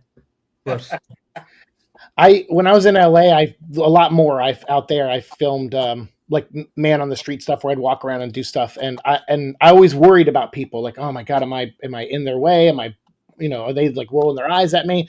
And I always worried about that. And so now I don't really do that anymore. But Blue, I actually asked him, I said, would you go and film something for me at Universal Studios when you go? Because we have a season pass there. And he's like, sure. And there's literally a clip of him. I'll ask if I can post it, but he's filming something and someone goes, hey man, are you almost done? He goes, fuck off. Oh, sorry. Jeez. But he says, he's like, jog on or whatever. And he just belts it out. And I'm like, with conviction, like, mind your own business. And I'm like, you're in a public place. Like, what are you doing? So just another difference between him and I, but yeah, man, yeah, he swears like a sailor. And that was so funny he's filming some like Super Mario Kids thing and he's telling someone to F off. I was like, wow. Anyway. It's different, man. That's for sure. Yeah. And it'd be interesting to see the kids' reactions. Like, whoa, okay. Yeah, he didn't whisper it either. He didn't whisper it either. So yeah. Anyway. Oh man. Well, we've got Blue swearing. We've got Ryan being a creeper around the harbour. We've got all sorts going on. Just causing trouble on both sides of the ocean. Yeah. Well, Norin, how about you? Was it maybe when like your sons joined you, or because I remember that review you did when your son joined you, and he's like, "Roll it." Love that. Like, yeah. Towards the end of the video. Actually, probably one of the funniest times, which I didn't post this one either because that kind of brought it up too. Zeke brought that up. I didn't post this video, but we were doing a video for my Critters collection, and my son wanted to be on it because I watched all the movies with him because he'd never seen them. So I watched all the movies with him, the 4 that are in the set because there's Critters Attacks. We didn't watch the 5th one.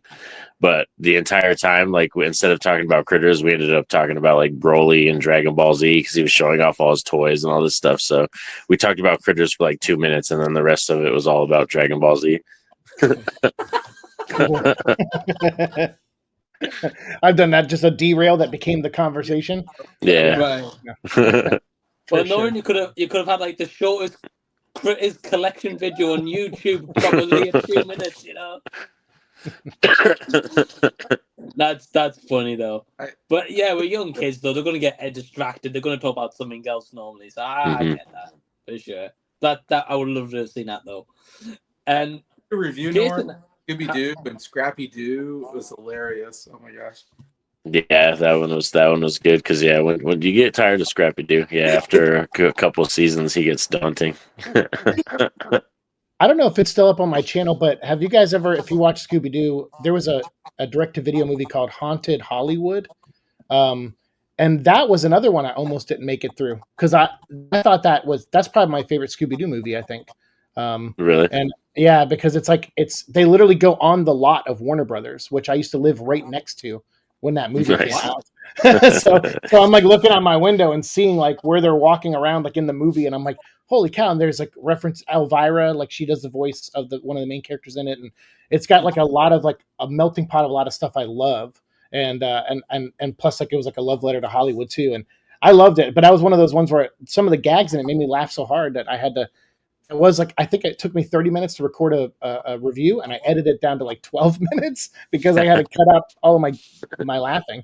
Yeah, that's cool though. Like you got to see like kind of locations and be like, oh, that was a Scooby set, That's my favorite. That was my favorite thing. Like I miss LA every day for reasons like that for sure. Because I'm a movie guy, even though I don't watch as much nowadays. But I still I appreciate the art form of it. For the most part, except for The Crow remake. Yes. Yeah. But I'm going to get Jason's answer on this very quickly as well. We will continue the discussion, but I know Ryan has to head out in like 2-3 minutes. But D had a side question for Ryan. He said, side note, Ryan, what inspired that rather brilliant moment of editing in your review opener with the different locations and processing, and how do you feel about the result? Yeah, I say as well as like moments, I suppose, in the reviews that make us laugh. It's just like I come up with these random ideas and I just put them in there, and hopefully some people enjoy them. Hopefully they do. But yeah, just what comes up with that. I just want to try something different. Sometimes I'm sitting down and have an interesting thought on a movie, and I'm out and about in a certain location. I mean, on the Red One review, for some reason, I thought it would be a good idea to stand in a bunch of leaves and have a shot of us throwing them up there, and just very strange. But just something different. I like to just try different things and weird stuff.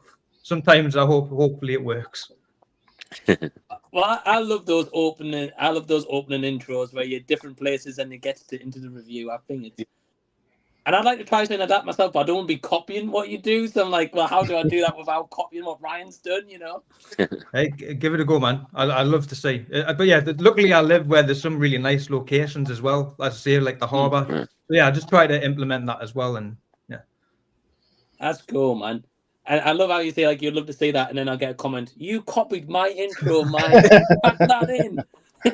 I'm just messing. Sincerest form of flattery. That's all. Right.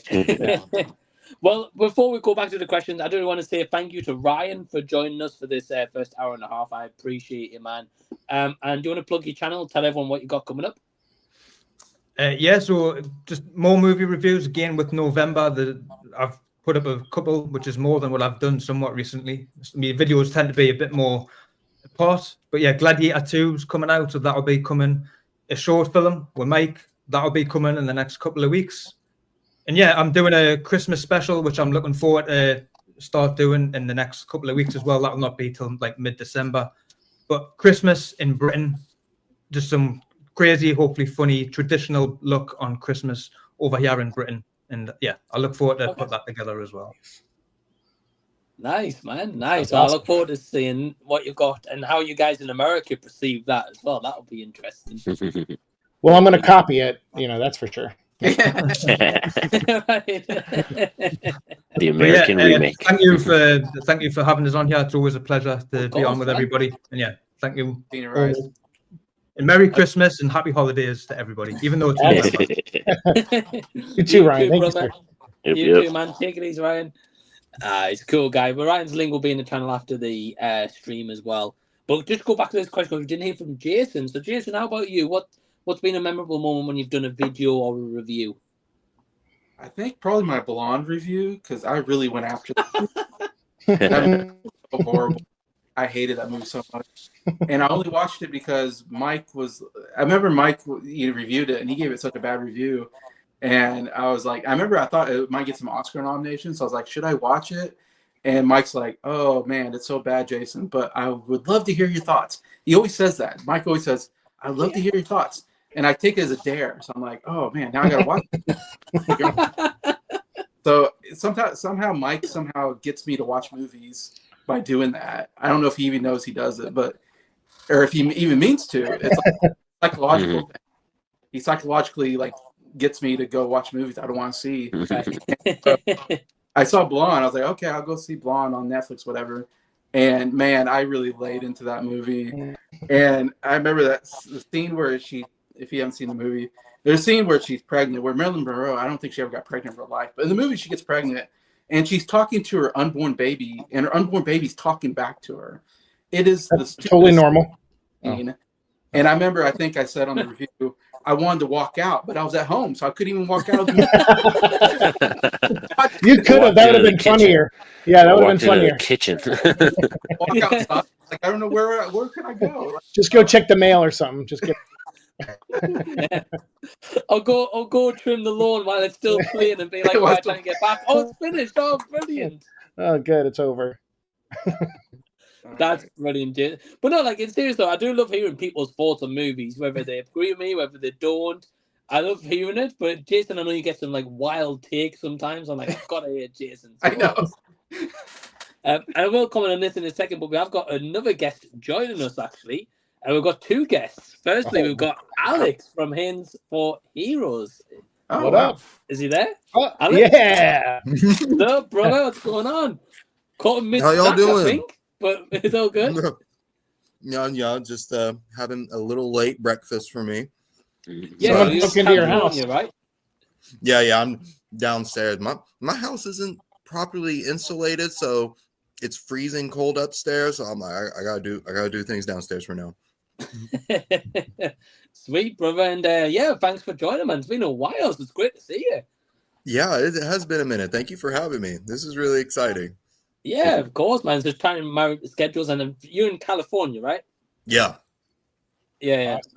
So again, it's trying to marry that up as well. Give it a hug for me, Alex. And we have also got one more guest joining us as well, and that is the legendary Rashad G Reviews. Rashad, what's going on, man? What's up, Rashad? Hey, what's up, yo? Yo, man, let me tell you something. I was supposed to be here about, 4 o'clock? Well, they're like 30 minutes ago. Man, I fucked around, man. Let me tell you something. I took a nap, and I overslept. So as you can see, I'm still wiping the cold out my eyes. That's the old man shit, yo. I was just taking a quick power nap, man. I said, okay, we'll sleep for like 30 minutes. Woke up, it's 4:29. I said, fuck. You think he woke up when you heard him say his name when we talk about Deep Blue Sea? I think so. I forgot. I forgot what the hell woke me up. But I was just like, oh shit, I gotta jump on the stream, man. I ain't get a chance to brush my beard or nothing, so I'm looking bright-eyed, bushy-tailed, man. Yeah. But I'm here. It's all good, Rashad. I appreciate you joining either way, man. I really do. Yeah. Shit. Well, the links to all my guest channel will be in the description box after the live stream. But we have got a question from D Movie when I want to go back to and hear from Alex and Rashad as well. So D was asking about what's a moment from a review you've done that makes you laugh or is memorable in some way? Because I know, Alex, going to you first. I know, recently you've gone through a name change. You're going for Hands for Heroes. So kind of, going from A-Town Reviews to Top Crop to now Hands for Heroes. What's been like a memorable moment maybe for you during that journey? Oh, man. I think it was all, just the little bloopers that you have when you're during the filming process. I remember at one point, something that always makes me laugh anytime I'm recording is I get tongue-tied pretty easily once I'm like going, like I'm on a roll and I'm talking and then like, it's kind of like you trip, you trip over one word and then it's just Right. just have this whole choking up thing, and then that always makes me laugh. And I keep telling myself, like, oh, just leave that in the video, see what happens. maybe it'd be funny, but that stuff like that always makes me laugh. But and I also have to say, just the fun comments you get from complete strangers. the funny mean ones. Like, usually there are like some that are straight mean and you're just like, oh, okay, this guy's being a bully. But there are some that are like honestly pretty clever. I'm just like, that hurts my feelings, but also Respect. that's hella funny too. I'll just have to give you a little props. That was pretty clever. And I think that's a great one to say, like when you do get like kind of like a, not much like a hate comment, I guess, but more like a one where someone's targeting your review or what you've said because they don't agree. You get those ones, and sometimes it's not really constructive what they say. Yeah. Like, I had one the other day, and they're like, "Oh, your background's goofy. It's like all pop culture stuff instead of the review itself, And I was like, "Okay, is that the best you got? Okay, fair enough." But at the same time, on my review the other day for Anora, someone commented being like, "Man, I hate this movie. I'm going to make it my full-time job to tell everyone I hate this movie," And that was great. I loved that. I wish I pinned that comment. That was great, I feel that in my soul. That's the dream, sir. That's the dream. Yeah, right? Imagine a full-time job being like, "I hate this movie." Get the word out. Get them Facebook advertisements. This person said I hate Anora. Rashad, how about you, man? Is it maybe a time when you've had Mr. Bug on the channel and he drops spoilers galore and you're like, is it going to be a spoiler-free review? Oh, my son? Oh, well, yeah. Moment with him was the first time I ever had him on my channel. He was a baby at the time. I had him sitting on my lap, and I was talking about the Conor McGregor Floyd Mayweather fight. And as I'm talking, I'm being serious. I'm doing my my thing. And next thing you know, my son sticks his fingers in my face.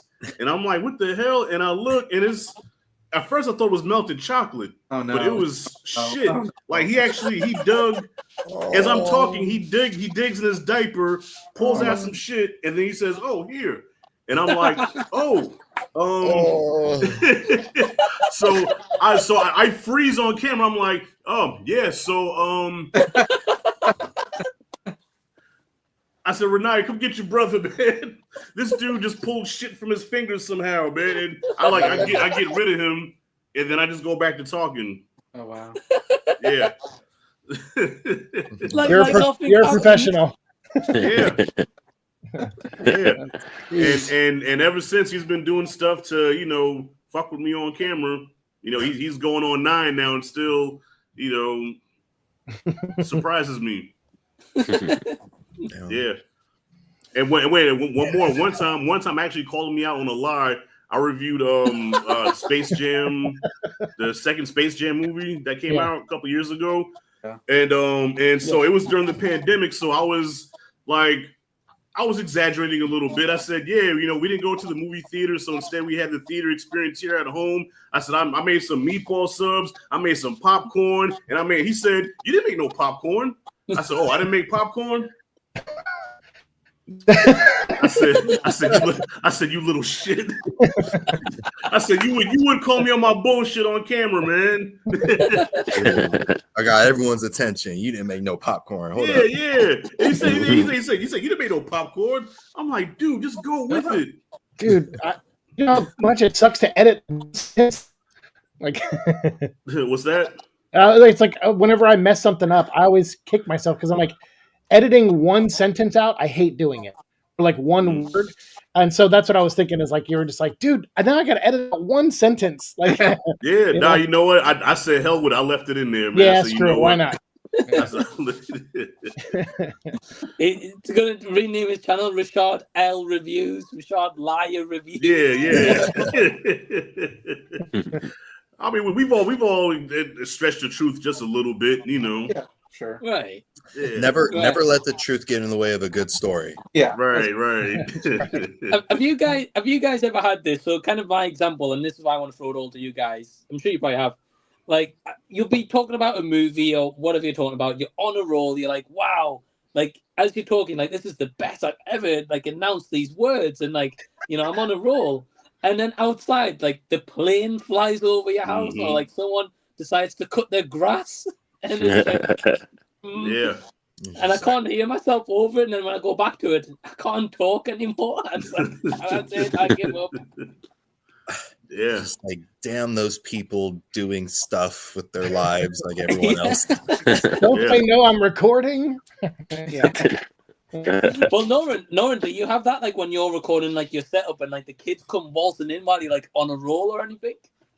They don't bother me that much. Like, I can talk pretty good even when usually sometimes I'll focus better when somebody walks into the room, because then I just like zoom in on this. But usually because I'm right here by the back door, I have chickens. So sometimes they'll come up, and they're free range chickens. We just let them roam around the backyard. They'll come up to the back door and they'll start like pecking and like, you know, like making noise and like, like, you know, all kinds of shit. I mean, that's a new one, having a chicken interrupt your reviews. You know? Yeah, I think it happened when I was on, I think with you on one of the, I can't remember which stream we were doing, but yeah, I think we might have been doing one of the wrestling ones or a Z Talks, and they came up one time. Wow. Yeah. Just like, let me get in on the conversation. Right. Your name is it Jamie Lee? Oh, in the front row, Jamie Lee, yeah. Yeah, her kid would come in all the time during live streams. Right. Yeah. Just come right in. Yeah, from what I remember, yeah, she used to come in quite often, yeah. Yeah. But like, Mom, here's my tablet, here's what I've got going on. Yeah, we've talked about quite a few wrestling streams, and Alex, you're a wrestling fan as well, right? What's that? You're a wrestling fan as well, right? Absolutely. I love wrestling so much. I grew up with it. So it's like when did I start? I started watching like right at the beginning of the Attitude Era. And The Rock was always my favorite, even when he was a bad guy. But like, I was a kid, so I was still like, I could never wrap my head around it when he went heel a few times in his career. I was just like, why are people booing The Rock? He's the people's champion. Yeah. The Hurricane is clearly the bad guy in this situation because The Rock would never do anything wrong. But like, yeah, that's carried over into his acting career. Like for me, I have the Rock's my favorite celebrity, so I have this rule. It's called the Rock rule, which means any movie that The Rock is in, if it's a horrible movie, it's not The Rock's fault. He's great. He's the people's champion. It's everyone else's problem if the movie's bad. It's not him. I think Mike would disagree with that because Mike absolutely loved his last movie, the Christmas movie. Mike, tell everybody how much you love that movie and how much you love The Rock in that movie, man. Your review made me excited to go see it. I loved it that much, Rashad. I went on the internet and I was like, I've got to find Red One on pre-order on 4K tonight. Get it on Blu-ray, 4K. That's why I've got grays in my hairs now. That's stressed. I was like, Oh yeah, it'll probably get us. It'll get a steelbook and everything. Watch. I want the Santa Claus edition, you know. Yeah. Mike loved the movie. The goal is to get every single movie that The Rock was in, like in this giant frame on my wall. Just have a Rock mural and just be like, this is class A acting here. Nice. John Cena, Dave Bautista, take notes. This is how it's done. Yeah. Follow the people's champion. Oh man, the Rock rule. I like that. It's just like, hey, just let people know ahead of time. Like, just so y'all know, I'm biased. So just take it as you will. You should just put all those pictures together of all the posters that he's in of all movies and make like a quilt. That there you go. Yeah. I'm on Etsy right now. I'm sure someone can do it. Someone definitely could do it. Yeah. I think Mike is on the Emma Stone rule. Do you have an Emma It's Stone never rule? Emma's fault, Jason. Oh, I see. Never. Okay. Do any of y'all have like a rule, like a Rock rule for a specific actor? Tom Hardy. Tom Hardy. Tom Hardy. Oh yeah, Tom Hardy. Yeah. That's a good Yeah. one. Yeah. yeah. Well- Slide, my second pops, man. Sylvester Stallone can't do no wrong. So good. No, Yeah. no. Still nice.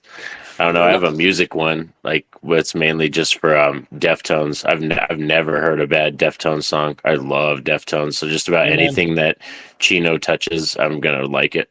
He did a song. He collabed with Mike Shinoda on a track on Mike's from Linkin Park on Mike's. The Fort Minor soundtrack or the No, when he- after Chester died, Mike did a solo album. Okay. dealing with the grief of losing Chester, and there's a song in there that Machine Gun Kelly and Chino are on, and I'm like, man, even when he guests, he's amazing. Like he's so awesome.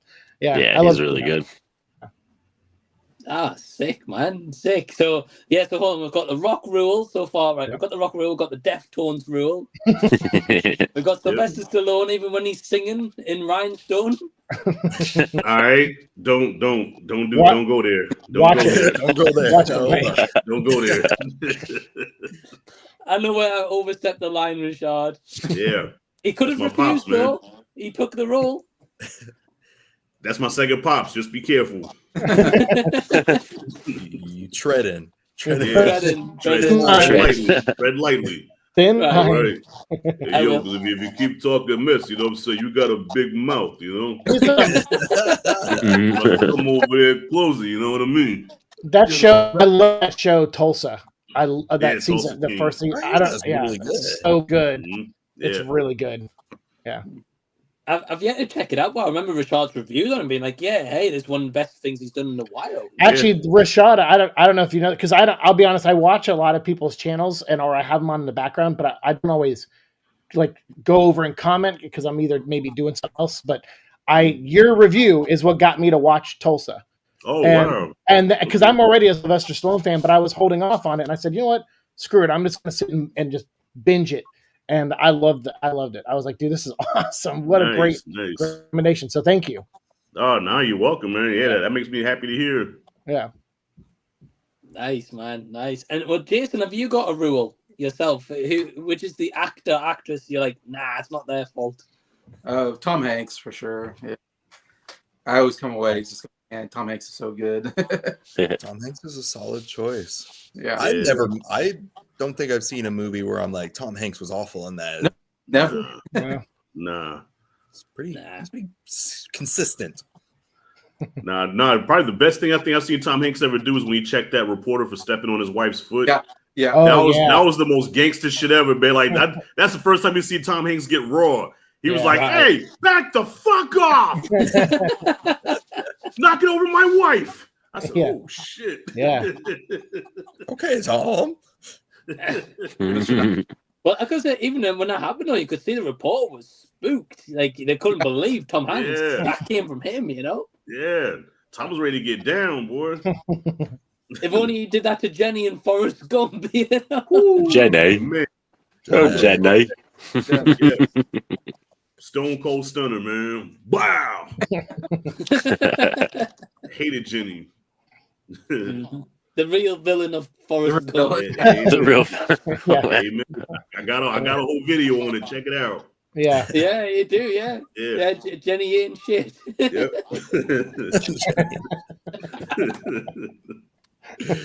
Rashad, who's going to be your next subject or category for that series? Well, it was supposed to be Sam LaRusso, but Sam kind of redeemed herself, so I had to kind of scrap that one because I don't hate her as much as I used to. So I don't know yet. I have to think about that one. I look forward to whoever the next target is. Yeah. Yeah, I really do. So we've got another question from D. D says, what season of 2024 would you all say has been the best/worst batch of films? January to April, May to August, or September to now? He says January to April was definitely the worst for me. Oh, that's a great question. Usually that beginning of the year is pretty tough for movies, but I want to say it was, for me, my opinion at least, the January, February portion was kind of okay. I didn't hate anything, but I could be misremembering. It's hard to remember what comes out. There's been so much come out this year. We've seen Yeah. it's been forgettable, you know. I'm trying to think what did come out this year. I forgot this whole year already. Well, we've had Madam Web. Oh. Alex's reaction says it all. No, we didn't. Jason hated Madam Web. So. That movie's I still haven't seen it, but that movie's a fever dream. I'm sure that nobody wants to admit they saw. I wish. I think I heard somewhere. I don't know how true it is, by the way, but I think with Sony wanting to make this, you know, Sinister Six kind of movie, whatever they want to do. I think they do plan on bringing Madam Web back for that. So I'm kind of intrigued in a way. Well, I'm sure they're all sitting around waiting to see how Craven does before they make any more decisions like that. Exactly. Yeah. I can't imagine it stopping them, Zeke. I can imagine them still going ahead and doing it regardless. So you know? Craven is my favorite Spider-Man villain, and the actor who is playing him I like him as an actor, but that movie looks like garbage to me. I'm not going to go see that movie. I didn't see Madam Web. Like I barely saw Morbius. I saw that when it went to like Netflix, so it was like months and months later. But yeah, as far as like I know I kind of promote the Venom movies, but I try not to talk about the other Sony stuff. Although I will say that Spider-Man Noir, I'm interested in that with Nick Cage. I saw the costume; it looks good. Like the costume looks. So I guess we'll see how that turns out. Still don't have high hopes, but. It's interesting casting who they chose anyway, so I think Nick Cage would probably do a good job. Well, I think he's playing like an older guy who's like reflecting on his time as a superhero. So I think it's like he's in not the present, but he's like in the 1940s or 50s as an older guy. He's thinking back to like the 1920s and early 30s when he was Spider-Man. And so I guess there was a villain that got away in the past that he's going to deal with now as an older guy. So he's deciding if he's going to put the costume back on or not. So if it's done right, I don't know. But there's a lot of ifs in that, you know, with that. I like Nick, but he's a wild card guy. Yeah. I mean, it's an interesting concept. It'll be interesting to see how they execute the landing, and if it leads to another live action series from the Beyond Spider-Verse movies and stuff. Yeah, I want it for these non-Spider-Man movies. I'm really surprised because I know they kind of dig the bottom of the barrel for some of these, but like The Slingers was this really obscure 90s Spider-Man comic that came out where Spider-Man was framed for murder, and so he couldn't swing around as Spider-Man for a while. So he came up with 4 alternate identities and went around those 4 for like a couple weeks until he could clear the Spider-Man name. You know, and prove that he wasn't a murderer. And then he could go back to being Spider-Man. So he goes back to being Spider-Man, and those 4 costumes get passed on to these 4 teenagers in New York. And I know no one would probably go see that movie, but I have a screenplay for that movie I wrote. So I want it so bad that I wrote a screenplay to pitch it. But I would love to see that as like something where it's like Spider-Man was framed for murder. Okay, now he's back as Spider-Man. And then these 4 kids find his costumes and are like, all right, well, we could be these heroes, you know, and I thought it was cool. It was a cool premise for a comic. I don't know if it'll make a good movie or not, but that actually sounds dope. To be honest, I would go see it. Yeah, one kid, his name is. He's a mutant in the comic books, but he's super agile. So he's got like that spider power, and then you have a girl who has literally been brought back from the dead, and she has like an all black costume on. And you have the guy who's like. He's like Raphael and Leonardo mixed together. Like he's like he wants to be the leader, taking the leader role by force, and it's forcing the other kids to like not really vibe with him too much. And then the 4th kid who is dressed as the Hornet. His costume is awesome. I think it's the best on the team, and he's got cerebral palsy. So when he puts the costume on, though, he's able to use all of his limbs, like well.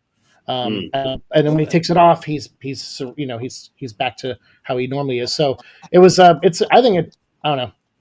So I'm like, Sony, you could throw the Rhino and other Spider-Man characters in there for them to fight, I think, but whatever. Would you like to see Paul Giamatti's Rhino in this? Oh my god! Sure. That was embarrassing. Yeah, for sure. That was not good, and I think that's the Rhino everyone's going to remember. I mean, the Craven trailer Rhino looks cool. At least it looks more accurate, I guess. It kind of puts me in the mind of Hulk and Abomination in the Incredible Hulk, like that whole. You know what I'm saying? I don't know. I think it's going to have like that Incredible Hulk thing to it. Right. Yeah. We'll just have to wait and see. Time will tell for sure. I'll watch all of your reviews of that movie. I promise. Oh, good, brother. Oh, good. But yeah, when you guys only got like a particular season, you think that's been terrible, or so it kind of just has movie basis, really, isn't it? Well, I felt like this summer had some good movies, but some of them were sleepers. Like a lot of people didn't go see that Transformer cartoon, I think, because the way it was marketed. But that was a really good movie. It was a really, really good Transformer movie. So I would say probably like the summer months. At least that got me. I like I said, I probably see like 5 movies in the theater a year, and I think most of them I saw were during the summer. So for me, I think the summer got me. Yeah, and then Venom got me too, obviously. Great comment about Transformers, by the way, because I know like Rashad reviewed it, and he was like, I was wrong. This was a great movie. Yeah, it is. And Perez gave it like 5 stars. It's like, oh, come on, Perez. I was like, are you high or something right now? Come on, man. And the trailer was terrible, so I avoided it for weeks and weeks, and then I went the other week, and it was only me and like a mum and a son or grandson or something like that anyway. And I was like, oh, okay, I'll give this a chance. It's like, if it's terrible, I can walk out. And I found myself so invested in that movie, I was shocked. And I was like, I want to see a sequel to this. That's how good it was. Whoever made the trailer for that movie needed fire them. Fire, because that was horrible. Yeah. I remember seeing the trailer for that. I'm like, oh, this is just going to be like strictly for little kids. Is how they're marketing it. Right. It's fine. Little kids can have their movies, but sure. I wanted a new Transformer movie, but man, that was like I didn't see it until I started seeing other reviews of people go like, no, go see it. Yeah. Well, I saw some of the actors on X or Twitter like posting about it and saying like, even admitting like, hey, if you didn't like the marketing, you should probably go try it out. Like, give it a shot. And I was like, all right, I've been there. I've worked in marketing stuff. I know things can get screwed up. So I'm like, well, all right, I'll give it a shot. And I love Transformers. What's the worst that could happen? And I walked out. There were scenes in that movie where I'm like, God dang, those trailers did not do this movie any justice at all. Right, like it would have pulled in it would have cast a much wider net of viewers if they just showed a couple of those clips that I loved from the movie in there. Yeah. Yeah, I even made the bold statement. I said that I liked it better than the '86 Transformers the movie, and people thought that was sacrilege. It was like oh, what, better than the '86 movie? I said yes. At least we didn't get no Hot Rod this time. Oh no, the '86 has got a banging soundtrack. That soundtrack, soundtrack is fire. But I hate Hot Rod, man. I hate that the focus went off of Optimus Prime. That was supposed to be behind a Hot Rod. I still want to fight that guy to this day. Fuck Hot Rod, man. Voiced by Judd Nelson. Yeah, I want to fight him too because he voiced him.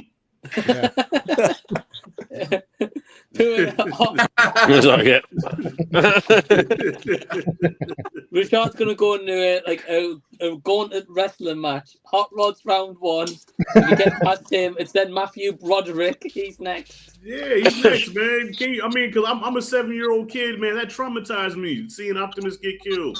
Spoilers. No. I was just gonna say I know how to get you to like Hot Rod. Okay. Oh, hold on. If we will cast Sylvester Stallone to do his voice in the sequel. You got the touch. You got the power. Yeah. Rules the rule. Nah. No, still no. Like I Okay. cried.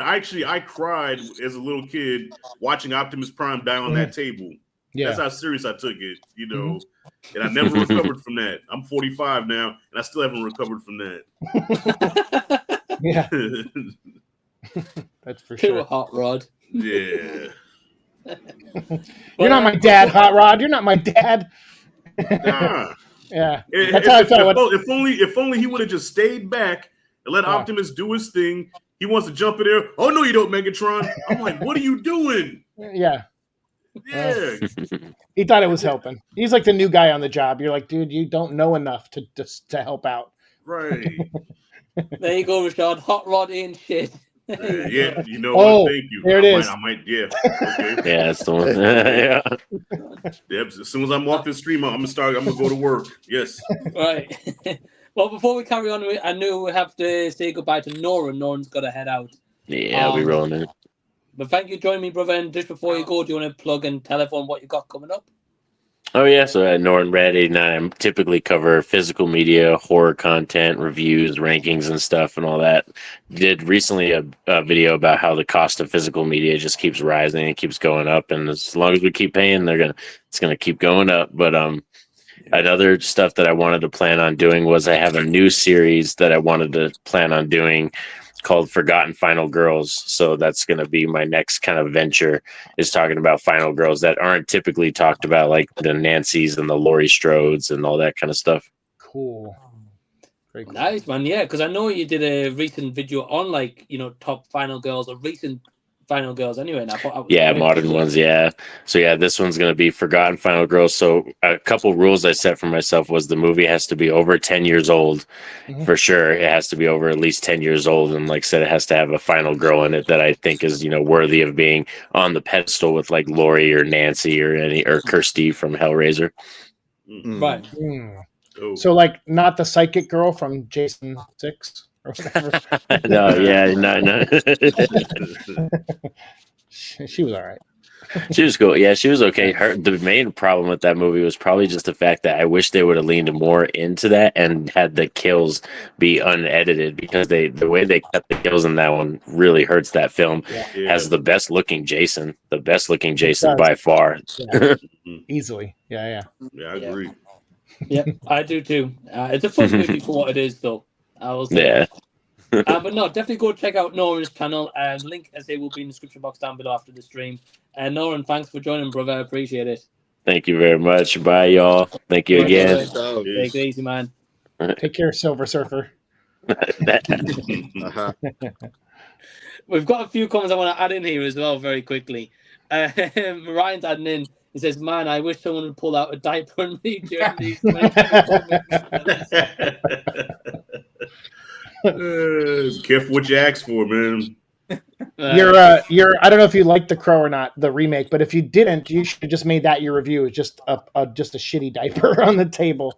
Like, oh gosh, I still haven't watched that. I can't bring myself to watch that. I can't either. Yeah, I can't either. Yeah, I recently watched the original Crow movie for the first time. And okay. I missed it. Yeah. So I was like, all right, the reboot's coming out. I should probably see the original first. I watched the original. That movie is so cool. Yeah, I'm like, dang man. Cool to hear you say that. I didn't know if it held. I didn't know if it held up to people today. So I was nervous too. I was like, oh god, he's probably gonna shit on it. Like it definitely had like that '90s cheesiness to it, but it was just so entertaining, and the soundtrack slapped. I was like, he's just fucking shredding a guitar on top of a rooftop for no reason. I'm here for it. Then I saw the remake, and it's not the worst movie I've ever seen, but it's just one of those movies where it's just like you don't feel anything from it. Like I wasn't even like angry or felt like it just felt like just nothing happened. Like if I hadn't have watched the movie, it would have been the same feeling. Oh wow! If I sat there and watched paint dry, I would have felt the same. Yeah, that's the only way I could explain it. It's like not terrible, but just like that's probably the worst review of a movie, because filmmakers would want you to feel passionately one way or the other about their movie, But if you're like, oh, I just kind of stick to avoid 90 minutes and I don't remember what happened, they're probably like, damn it. Yeah. It's like stuff happened and then it ended. And I was like, all right, I'm going to go home now. That's one way to describe a movie. This is like those are the worst movies to do reviews for. The ones that you don't feel anything for. You're just like, well, nothing was outright horrible, but it was just yeah. I did a review of those. Do you? Yeah. Go ahead. Oh no, I was just not. It reminded me of when I saw the movie Us. That was one of the few reviews that I did where I was tongue tied. I didn't know what to say. I was like, I don't know what to say about this movie, man. Lupita looked good and crazy at the same time, but I don't know what to say. And that was it. Oh, you didn't? Oh, interesting. I love that movie. That's really. I didn't get it. I mean, I got it, but you know, like you said, like I felt nothing. I didn't like it. I didn't hate it. I didn't feel anything. It was just like a nothing burger, you know. Oh, interesting. Nothing burger. That's cool to hear that. Yeah, this is a movie. Yeah, it's a movie. Yeah, like you said, things happened and it went off, and actors are in it. Review for it. Like actors are in it, and everyone did their job, I guess. Yeah. That's fair. That's a different way to describe a movie. For sure. Like I said, I'm sure Jordan Peele heard that review and be like, "Oh God." Yeah. Yeah. Your movie's a nothing burger. It's a nothing burger, man. There's no meat. There's no bread. There's nothing. It's just nothing. Now I've got to bring up a controversial point here. Okay. So firstly, we've got Jimmy from Scottish Geek Guy says, howdy, folks. So what's hi, up, Jimmy. Good. Now, you know the rules we had before about Tom Hanks, Emma Stone, the Rock rules? It does say, though, Hanks' Irish accent in Cloud Atlas was questionable. Oh. So, Jason, how are we going to defend this one? I haven't seen that movie, so I don't know. But oh. Gotcha. It looked like a terrible movie, so I haven't seen it. But Okay. We'll just say he didn't have enough Irish accent lessons. We'll go with that one. It was the director's fault. For allowing it to happen. Yeah. The director shouldn't have told him to do that. He should have gave him another speech coach and been like a dialect coach. Yeah. Speak American, you can nail that. just keep, if you're an American actor, just keep an American accent, even if it doesn't make sense. Yeah. Right. It'll be I don't get why they do that in movies when an actor, maybe can tell they can't speak that language. Yeah. All they need is keep the original language and say they're like an exchange student or they've, like moved over to a different country or something, Yeah. Or do it comedically like Channing Tatum as Gambit. Where it's where it's okay that there's a few things he's slipping up because it's like, dude, he's trying and it's funny. It just comes across funny. Yeah, like I'm sorry, beautiful. I want this to be gentle. Who's your dialect coach? The Minions? So good. I always laugh when Arnold Schwarzenegger, they try to put him like in a normal guy role and American, and you're like, you're an Austrian bodybuilder. So obvious. And you're trying to be just the regular dad, American dad, or a cop. And I'm like, no, you're obviously from Austria and you're a bodybuilder. That's What the fuck are you down? It's funny that I always notice that it's funny how most people from the UK can pull off an English accent perfectly, but Americans can never pull off a UK accent. Is crazy. Yeah. Like for some reason, Mike, like y'all can master accents. So like when I first saw Idris Elba on The Wire, I thought he was from Baltimore. I didn't know he was. I didn't know he was British until he did an interview, and I said he's from England. I thought he was from Baltimore. Yeah. I don't know what it is with that and how they can't. Americans can't get the English accent down at all. I don't know why. Yeah. Yeah. You didn't think Dick Van Dyke did a good job in Mary Poppins? He did all right. For that time period. Maybe that time period, yeah. Was it Oscar Isaac? He did all right with Stephen Grant, because he's Yeah, not. he did actually. Yeah, he did all right with that. Like, and he said he had 2 different dialect coaches, Really? and he was like, yeah, I really just wanted Stephen to be like a British guy, like from a specific area. So he focused his accent on that, like I guess region, get that right. And I thought he did a good job actually. Well, what movie was that? That was Moon Knight. Because he plays an American and he plays with the dual identities. Yeah. So and then at the end he speaks Spanish. So he's pretty good actually. Well, in that. I think it's probably one of the very few circumstances Well, you mentioned there. And it's one of the Marvel shows that most people gave up on the MCU by the time that show came out. So they're just like, oh, I never watched Moon Knight. I'm like, God dang it. It's a good one. It's really good. I love that show. I tried, bro. I really tried. I gave it a chance, man. It just, I felt remedial watching that show. Like, I felt like I should have been on the short bus. I think from the like story wise, I have nitpicks about that show. Not even nitpicks, like straight up criticisms of like certain things on that show. But performance wise, and also like as someone with a similar condition as what he has in the show, watching the representation of it, like that word always, I heard it many times, and I'm always like, I don't know if I really understand that word in the way that that it clicks with people. And then I watched that show and I was like, man, I get that now. Like, I get why it's so important to get something accurate, like for somebody. And so when I was watching that show, I didn't even watch it first. Blue watched it first. And he was the one telling me, you got to watch this. Like, I know you're struggling with understanding what's happening to us, so you need to watch the show. It's actually a pretty good representation. And there was these 2 YouTubers, they're psychologists. One's a psychologist, one's a filmmaker. And they dissect movies that deal with mental health and TV shows. And they did a whole 2-part episode on Moon Knight.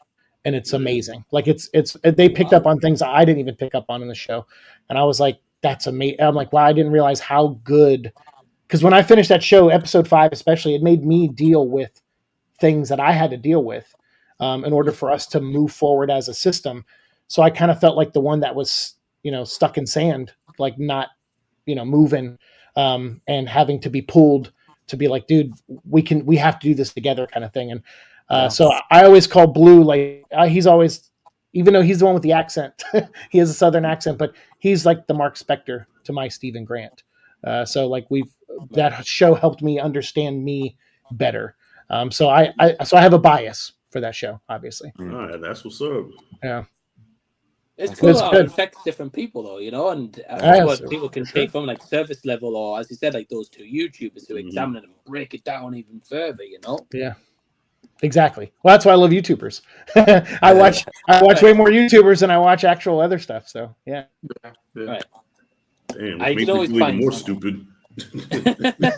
No, not at all. You can always find something on YouTube, right? It's always something there. So we've got a few interesting comments I just want to add to the discussion here. So I was saying another film set for 2025 release is An American Werewolf in Rome. Wow. So we get 2 werewolf movies next year? Hollywood. Well, yeah, the Wolfman, right? You got the Wolfman. Then we got werewolves with what's his name? Is it Frank Grillo? Yeah, Frank Grillo. That comes out next month. So yeah, we got 3 werewolf movies gonna drop. Okay. Sweet. Okay. More the merrier. But An American Werewolf in Rome. I'm not sure about that one though. Werewolves versus gladiators. That's an idea. That would be dope. They should do an American Werewolf in the arena in the Coliseum. That'd be dope. Oh, there you go. Yeah. There you go. Hey, save that for Gladiator 3. Werewolves. Right. We'll have to wait and see. And then Ryan's add on and he said, while I'm sitting here eating my soup, what is your favorite food / meal to eat while watching a movie at home to get you in the mood?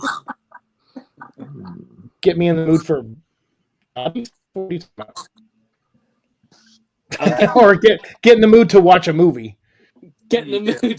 Okay. Yeah. Okay. All right. Because I'm like, which mood? Movie. They're the same answer. Yeah. Alex, what about you? Do you have like a go-to like meal or like a snack you've got to have if you watch a movie at home? You know, just something, either popcorn or just stereotypical. I always love popcorn, but Can't go wrong with popcorn. I really like those thin pretzels. You know what I'm talking about?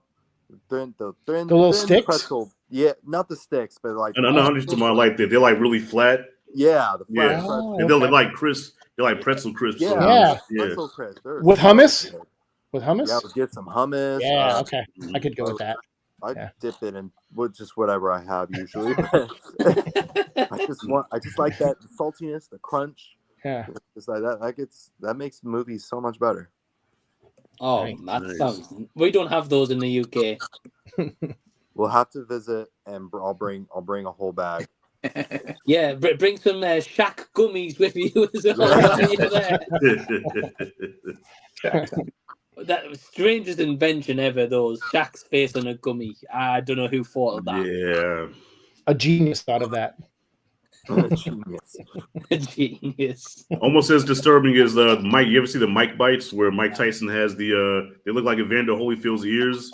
Oh, yeah. No. Oh my Yeah. man! Oh Is man! that still a thing? I remember those. Yeah. Yum. They still sell those. Yeah, and you see the bite mark where he bit his ear off on each gummy. What? Yeah. Do you think Evander Holyfield's getting like residuals? Like, that's my ear. He should. It's his ear. Yeah, he should it's get his ear. residuals. Yeah. Yeah, Mike Tyson better not get any residuals. Yeah. Yeah. I mean, he apologized for it and then said, I guess he cut him a check too, because somebody asked me, they said, Mike, why didn't you bite his ear? He says, I said I was sorry. I didn't mean to. I didn't mean to. He was beating my ass, so I had to do something. And then they had a nice handshake afterwards. Right, we're all good now. Yeah. Yeah. Wow. Okay. But I like that. I like that answer though, Alex. That's a good one. Well, we know Rashad's eating Mike Tyson's Evander Holyfield's ears. Mike bites. Mike bites. There we go. But what about you, Rashad? What's your go-to snack when you're at home? Because I know you're always making food, right? Or like a chicken sandwich. Yeah, especially when the kids come over. I have a popcorn maker, so I'll make some popcorn, and usually I order a pizza. So, Domino's is usually the go-to for us. And that's it. We just keep it simple: popcorn, pizza, some sodas. In my case, I'll slip some alcohol in my drink when the kids ain't looking. And that's about it. And sometimes, and sometimes I feel like if I'm in a good mood, I'll make some meatball subs, or I make some chopped cheese sandwiches, or Philly cheesesteaks or something like that. Make it fancy. No, okay. Right. Yeah. No, kidding. I'm just kidding. What'd you say? I said liar. Oh, yeah, exactly. No, you don't make meatball subs. Like, shut up. God. Like, the thing about kids, man, kids are brutally honest. Yes. And they're not trying to be malicious, right? Like my daughter, right? So my daughter, I try to bring her into the movies, right? And I try to say that she was 11 because after 13 or 11, they charge a full price. So, and she's tall. So I said, okay, Renaya, just cower down a little bit. You just be like this and just follow my lead. So I said, okay, 2 tickets for whatever movie. How old is she? I said, and she's like, I'm 14. I'm like, yeah, she's 11. Yeah. She's 11. She's 11. She doesn't know 11. numbers. Yeah. I'm like, what are you doing? He's like, well, Dad, you're not supposed to lie. Like, you're right, but you want popcorn. Dang, I raised you to be a good person. Yeah. You're like, God, I'm so mad and proud at the same time. Yeah. Oh, God. Drives me crazy though. It's like, Dad, you lie and you drink. You're not a good example for us. Oh man. Yeah. Your kids are doing you dirty, Rashad. All the time. Never fails. Nah. Yeah. Well, Jason, how about you? What's your go-to snack? Well, I like to go to a fast food restaurant called Freddy's. I don't know if anybody knows. Oh, yeah, I know what Freddy's is. Never heard of it. They're good. Yeah, they're good. go to get a meal, and I love going to get their burger and fries and Dr. Pepper and come home and watch TV and eat that. That's my favorite thing. They got those thin fries. They're really good. Yeah. I love the fries. So good. No, that's so funny. Blue eats there. That's why I know what it is. I'm like, I never heard of it until he started eating there. Yeah, I've never heard of Freddy's. Is it in Orlando? Guess so, because he goes. So must be one around here. Oh, okay. I never heard of it. No, Yeah. never. Me neither. And I live here. That's that. And Zeke, and how about yourself? I'm simple, man. I mean, if I have anything on, I usually have background noise on. It's like a comfort thing, right? So like, because I'm doing other things, painting or writing or something. So everything's a background noise. But if I sit and commit, it's usually pizza, like Rashad said, because like but the only time a food is synonymous with a movie, if I watch a Ninja Turtle movie, I have to have pizza. Yeah, I just have to. Even if I'm not in the mood, I'm like, well, then I ain't watching the movie until I'm in the mood.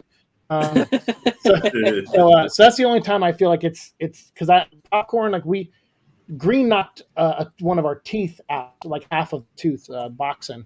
So like we can't eat certain things like popcorn and stuff like that right now. So and we get it all fixed and stuff. So I snack wise, I've cut down a lot of snacks, but pizza and Ninja Turtle movies, 100%. I gotta go with that every time. Yeah. Oh, got to. Yeah. 100%. You know, you can't have food with the turtles, not pizza, right? Yeah, it's gotta be. And sometimes I'll get a couple different. I'll get like a half. I'll do like I'll get 2 pizzas, like 2 larges or something, and I'll get half, and it'll be like a Raphael pizza, you know, like a meat lovers, and then I'll get like a pineapple one for Michelangelo, you know, on the other half, and then I'll kind of do that. Like I'll do lore appropriate pizzas, and I'll eat like 1 slice of each, and then the rest go in the fridge, and then maybe the other guys will nibble on them and stuff. So nice. That's the man who's doing it right over there.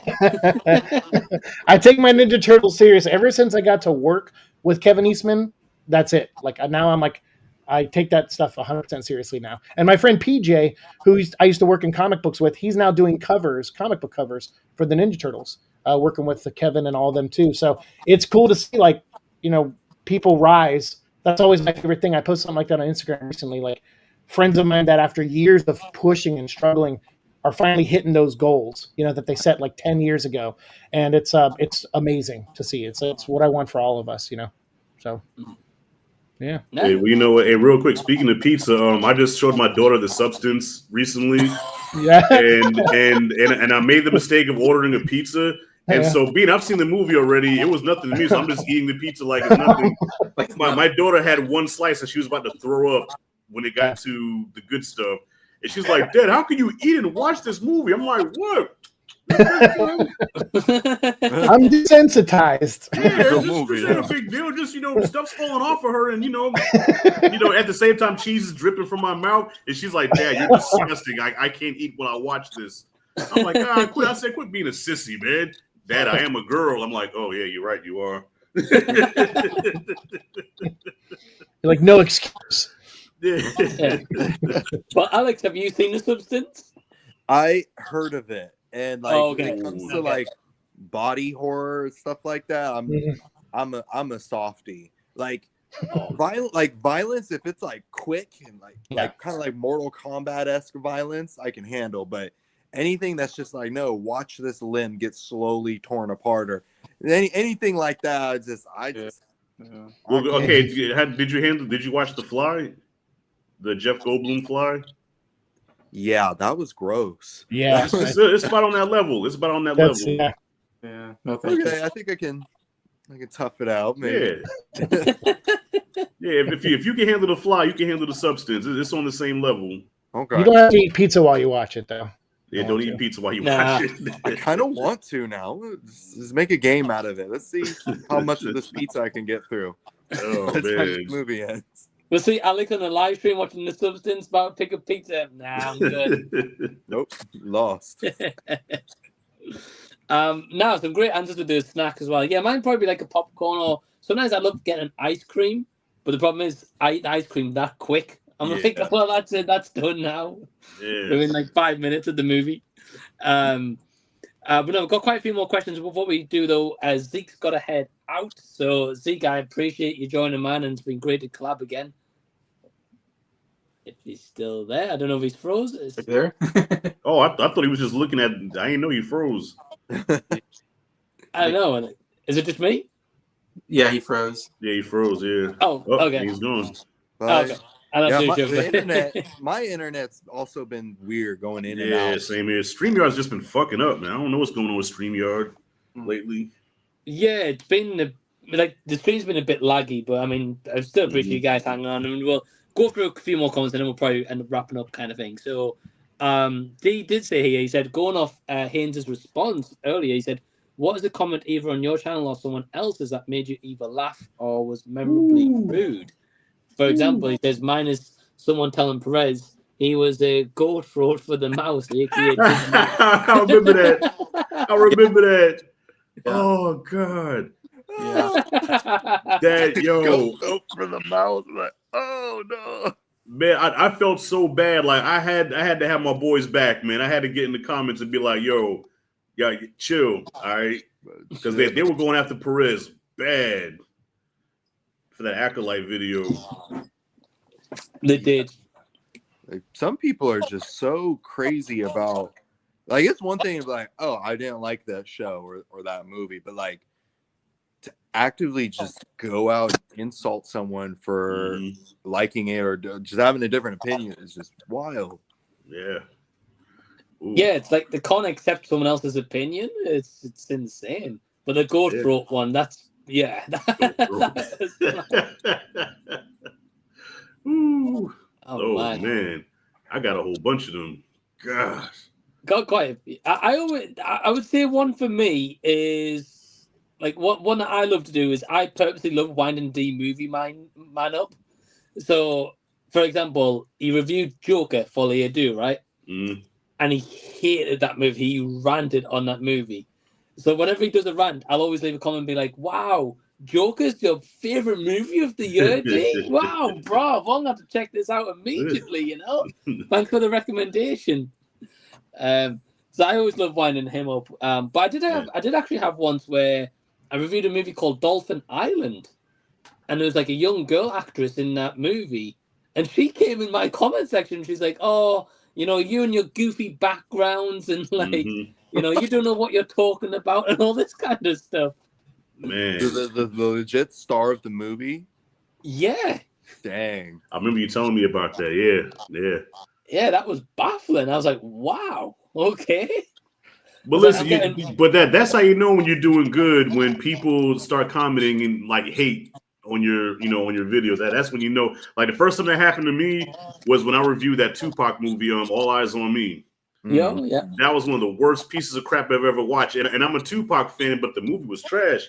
So because I didn't like it, that was the first time ever people was in the comments like, "Man, you don't know what you're talking about." One person just told me straight up, "Shut the F up." My favorite one, somebody said, "Look at you, Suge Knight Whopper Jr." I said, "Suge Knight Whopper Jr." God, that's a good one.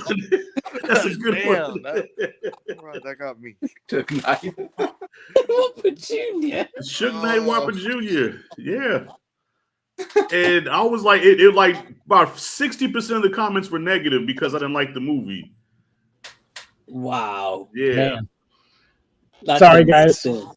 Oh, it's all good. Well, I was saying, Zeke, we're going to wrap up anyway because I know you said you have to go, right? Yeah, I know. I was like, oh, I'm literally coming back on just to say goodbye, but yeah. But I felt like giving the Irish goodbye wasn't very cool of me.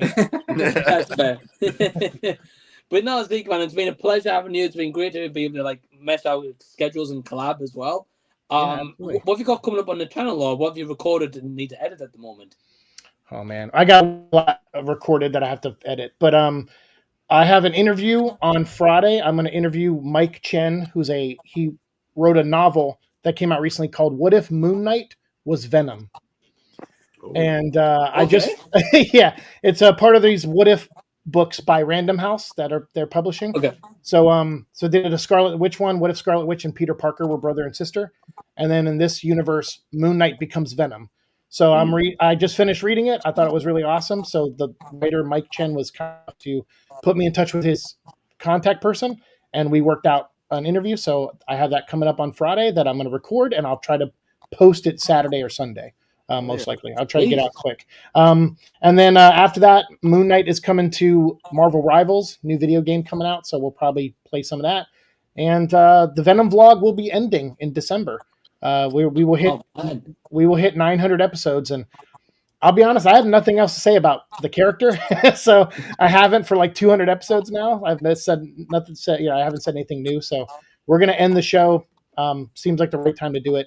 And next year we're gonna just dive into Moon Knight and some live vlogs. I'm gonna start venturing out with Blue around Orlando, and we're gonna try to do some live vlogging. Get out of the house, touch some grass for once. So yeah. Cool. I know that sounds awesome, and I look forward to seeing the final episode of the Venom vlog and the live vlogs and live streams as well. That'd be awesome as well. Yeah, thank you. Yeah, we'll do one more before the end. So thank you guys. Sweet, brother. And the link to Zeke's channel will be down below in the description box. And I appreciate you taking the time to join us, Zeke. Appreciate you guys. Love all of you. Thank you so much. And if I'm not following any of you, hit me up, and I wanna make sure I do. So please do. Good. All right. I appreciate you, brother. Take it easy. Take care. Bye-bye. Nice meeting you. Bye. You too. Bye. So, Alex, I'm going to jump over to you, man, on this comment. So, have you had any kind of kind of comments you've seen in someone else that's been funny? Or have you had any wild comments before? Yeah, there was one time. It was back when I was the crop top critic, and this one dude commented something along the lines of "Put on a bigger shirt before I come over there and fill you up." Something like that. Oh I'm my like, gosh! I'm no like, Diddy, right? I think all the Diddy was intended. all the Diddy was intended. I was like, wait, so are you mad that I'm wearing the crop top, or is this? I don't know. It was, but it made me laugh. I kind of had to look at it for a few minutes and just think about all right, what's the headspace this dude's going through? He's so angry at me for wearing a crop top that he wants to have sex with me. That's I'm like, you need therapy, sir. Right. The role model or something. You need help. I think that's the wildest one I got so far. I mean, how do you respond to that? I just don't. Let's just hide that comment. I've gotten a couple of death threats here and there. What? Yeah. Oh my god! For the crop top, it gets people very angry. Really? But yeah, I was like, I understand. I get I don't get insults, but I can at least comprehend insults, people making fun. I get that. But the death threats, I was like, damn, am I pissing you off this much? I think those are just people that's struggling with their own sexuality and don't know how to express it. Something. Yeah. It's just do you want to wear a crop top too? Yeah. I have so many. I can send it to you. But yeah, wild, bro. The fill me up one, that one stuck with me for a while. It kind of reminds me. You ever see that movie? You ever see Bad Santa? Yeah. Yeah, remember with the little Indian dude? He was like, "I am not gay." Okay, that's what I said. I am not gay. All right, calm down. That's that reminds me of. Okay, why are you so angry about it? Yeah, totally agree. I think people get angry about their own feelings and all that, and trying to figure it out. I'm sorry that you've been suffered through that. It's fine. It's not that it's fine. The behavior is fine, but it's just, oh, that's kind of awful. Hide comment, and then I just don't. I'm trying to create a space where that's not prevalent on the channel. I don't want to deal with it. No one else who are here for the actual content doesn't want to deal with it. So it's just hide it. I'm not going to give them any energy. Just not needed. Yeah. Man. They went through a bad day. Yeah, it's I hope they're getting the help they need. Yeah. Oh, 100%. 100%.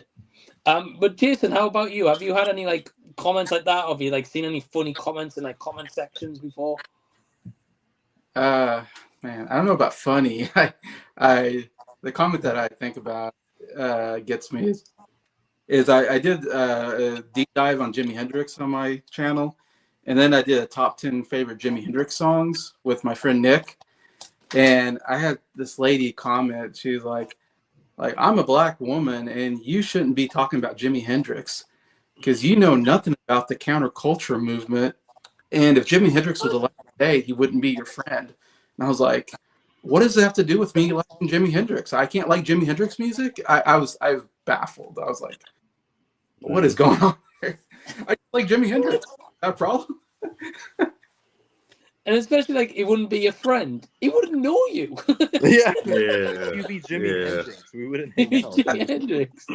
He died of a drug overdose. We might not be friends. That's true. I don't know what that's.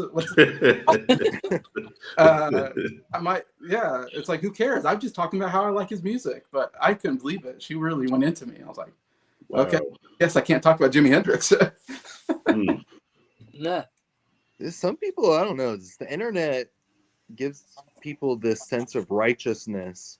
I feel like, that, and then they use it to go after people. That's like, it just doesn't make sense. You know, like I can't even explain it. It's just, you can't explain what's going on in a lot of people's heads on the internet.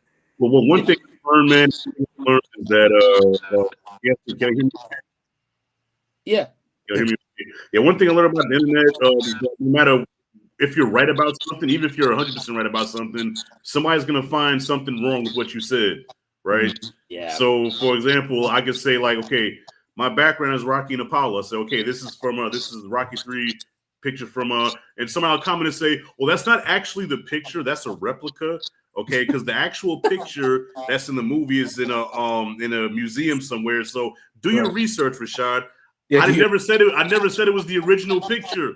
I bought it. Yeah, but it's a replica. It's not the same thing. Okay, you know, they'll find something, anything.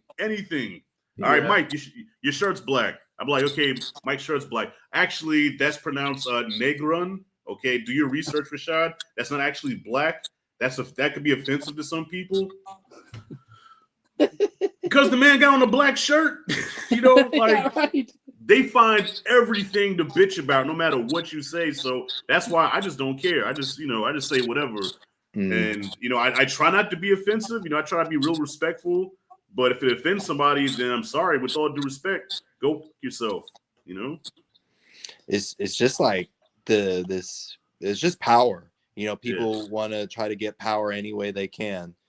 And if it means like putting down someone they see a video of on YouTube, then some people will do that. Right. Like somebody watch your video and say, hey, you got Winnie the Pooh in the background. You know, that's very offensive to some people because Winnie the Pooh represents, you know, whatever, you know what I'm saying? And you should probably take that down. Like, you. Winnie the Pooh will never be taken down. Yeah, they try to censor you, and of course we're like, it's free speech, man. Don't try to censor me. I can talk if I want to. It's my channel. In fact, I was like, you know, if you're gonna talk that way, like, you know, I won't let you, you know, in my comment section. And the person's like, it's like, you can't, you know, do that. And I go, yes, I can. It's my channel. I can block you, you idiot. Right. I block the person. Block. You don't understand that I can block you. You don't have, you know, you can't just say anything you want on my channel. But yeah. Right. Yeah, I don't mean to realize that. I think they're like, oh, I'll start this up, and then people will follow suit and say the same thing. And yeah. I mean, Ryan's saying, yeah, Mike Tyson said it best. Social media made it, you know, way too comfortable disrespecting people. Yeah, it's true. It's very, very true. Yeah. I do want to add this in. So Sai says, I know it's not from 2024, but the biggest surprise of the year is Spaghetti Man. Hey, man. That was a blast, Alex. That was a fun watch. movie. Spaghetti. I'll add that to my list. I never heard of spaghetti. Yeah, Doobie, I think. And yeah. But I do love spaghetti. You love spaghetti, man. There's spaghetti. Yeah, you love spaghetti, man. Yeah. Norin saying, he said, thanks again for having me on. He says, here's a question for the guests from my son. Okay, so for you guys, what is your all favorite Godzilla monster? Oh shit! I thought you were gonna say movie. Monster. Can I go? because I got bro. I got him tattooed on my arm. Where's it? The King Ghidorah. So there's one head. Oh, nice. And then I got the other two kind of peeking out up here. Or yeah, got the whole sleeve down my arm. I still got to get it finished. But yeah, King Ghidorah has always been my favorite Godzilla monster. That's sick. Yeah. That'll look amazing when it's finished as well. Like, obviously, it looks great now. Imagine when it's finished, man. Yeah, I can't wait. Yeah, I just remember growing up and like my mom introduced me to Godzilla, and then I think it was Godzilla versus King Ghidorah. The one where people from the future brought him. I know there was a couple of King Ghidorah movies, but the one where he was brought from the future, and like I remember crying when Godzilla killed him the first time because I was like, "No, he's so cool, 3 heads." Nice. Whenever you get any like being of like more than one head, it's always cool most of the time. Always cool. Sick answer, Brian. I love the tattoos. I never knew you had that. Yeah, full on sleeve. I love tattoos. I just need more now. It's so expensive. Oh yeah, it's a lot of money. Yeah, I agree. Well, awesome answer from Alex. Right, Rashad, have you got one? Would the Scar King count from the latest Godzilla Kong movie? I count it. You could go. Yeah, I was a big fan of the Scar King, man. I thought he was cool as shit. He had swag. You know what I'm saying? He was gangster with it, even though he didn't speak, but just his facial expressions and the stuff that he did was just, I'm gonna go with the Scar King on that one. It's a fun movie. I know Jason enjoyed that one, so yeah, I like that one. Yeah, they're just that's just what you need sometimes, just fun movies. Yeah, right, 100%. You need just something like just dumb fun, switch your brain off, and just enjoy big dumb monsters fighting each other. Really. Oh yeah. Yeah, I agree. And Jason, how about you, man? What's your favorite Godzilla monster? I forget the name. What the one that comes out of the volcano? Rodan. I was about to say Rodan. Yeah, it comes out of that volcano. That's pretty cool. I mean, coming out from like a volcano itself, awesome, you know. But no, great answers, guys. This here was for you guys. So you know some great ones. And then what about you, Mike? Yeah, what about you, Mike? Me. Mothra. Yeah. I mean, Mothra's cool. I will be honest. I don't know if I really have a favorite because I've not seen many Godzilla movies. I've seen all the newer ones. I know about them through like clips and stuff I've seen online. So that when Alex mentioned, I know of that one. And I've seen the one with, is it the Matthew Broderick Godzilla? And from the 90s. Yeah, I mean, I've seen that, so I can't really comment too much because I've only seen the ones recently. Okay. So I'm gonna leave it there because I don't know. If I had to guess, if I just look talking to you, I would be like, I feel like you'd be a big fan of what's that one? Gigan? Is that how you pronounce it? Y'all know Gigan? It's like the robot duck thing with chainsaw arms. Oh, yeah. I know what you're talking about. I know what you're talking about. That's actually quite cool. That's actually a quite cool one, actually. Yeah. Mothra is cool as well. I just like seeing the different ones because there's probably so many of them, you know. Yeah. And I need more Godzilla experience in my life. I'll say that much. Right. Just have a nice long binge session of those movies. Well, there's plenty of those movies too. Yeah, so many of them. So many of them. I'd be here until my grave. In my gravestone would be like, still hasn't seen every Godzilla Still movie. ain't seen shit. Only got through the first batch. Shit. Well, I tried. I tried. But we're pretty much going to wrap up here. But just before we wrap it up, I do want to thank my guests for joining me. You know, Norin, Ryan, we had Zeke as well, a cinematic tendency. And before we wrap up, Alex, so I know with yourself, of course, we'll head over to you first. Hints for Heroes. Do you want to tell everyone about the channel and what you're coming up? Yeah, so anything about superhero movies or TVs shows, I'm all over it. Right now, I'm catching up on The Penguin. The season finale is tonight. really excited about that. So that will be the next video breaking down the season finale of Penguin and, you know, how that's going to lead into part 2 of the Batman. And I was also going to do a video about like who will be the main villain of that movie, because I know that it's kind of been talked about, but they haven't officially announced who that main villain is for that second Batman movie. So a couple of those coming out this week. Ah, sweet, man. Well, I look forward to seeing your video, because I've held off on your reviews because I haven't seen the show yet. Because I've been waiting for them all just to release in one go, and then I'm going to just binge the whole lot. Yeah. Because I've heard nothing but great things about the Penguin series. Fantastic. That's why I keep hearing. Yeah. Yeah, and then I've heard that apparently in talks of making the Joker series with Barry Keoghan as well. Really? I heard that. I just saw a tweet from James Gunn or a thread or whatever it is now. He said that's not true. Oh, okay. That. He's like, I don't know why people are posting this, but we're not doing that. So I was like, I was kind of relieved, because I want them to chill out on the Joker for a bit. I was just thinking the same thing. Let Joker just chill. Let us miss him. Build him up in the background. Right. And then for maybe years from now, do another, like, all right, here's the Joker. Yeah, like have more of like a mastermind, and then like eventually reveal to be like, right, this is the person who's pulled the strings all this time. Yeah, I think that would be better for a while. Have Joker be the Thanos of this Batman universe. Just keep him in the background for a while. I'd be up for that. But no, sweet, man. So definitely check out Alex's channel, Hands for Heroes. Our link will be down below in the description box. Again, everyone's links will be after the stream. But sweet, bro, I've definitely got a lot of episodes to catch up on in your reviews. Oh, I appreciate it. Of course, man. And Rashad, how about yourself? What have you got coming up? Well, I just dropped a video for Heretic that came out over the weekend with Hugh Grant. Highly recommend watching it. That was like, you know, I was nervous going into it. Like, I don't know, man, but the trailer looked good. But you know, it's A24, so with A24, expect the unexpected. You know what I mean? Mm-hmm. But yes, I reviewed that one. That was a pleasant surprise. Hugh Grant, like, freaking knocked it out of the park, man. That had one of the best performances this year in a horror movie. You know what I'm saying? And there's been a lot of them. So I dropped that one. This is Cobra Kai week coming up.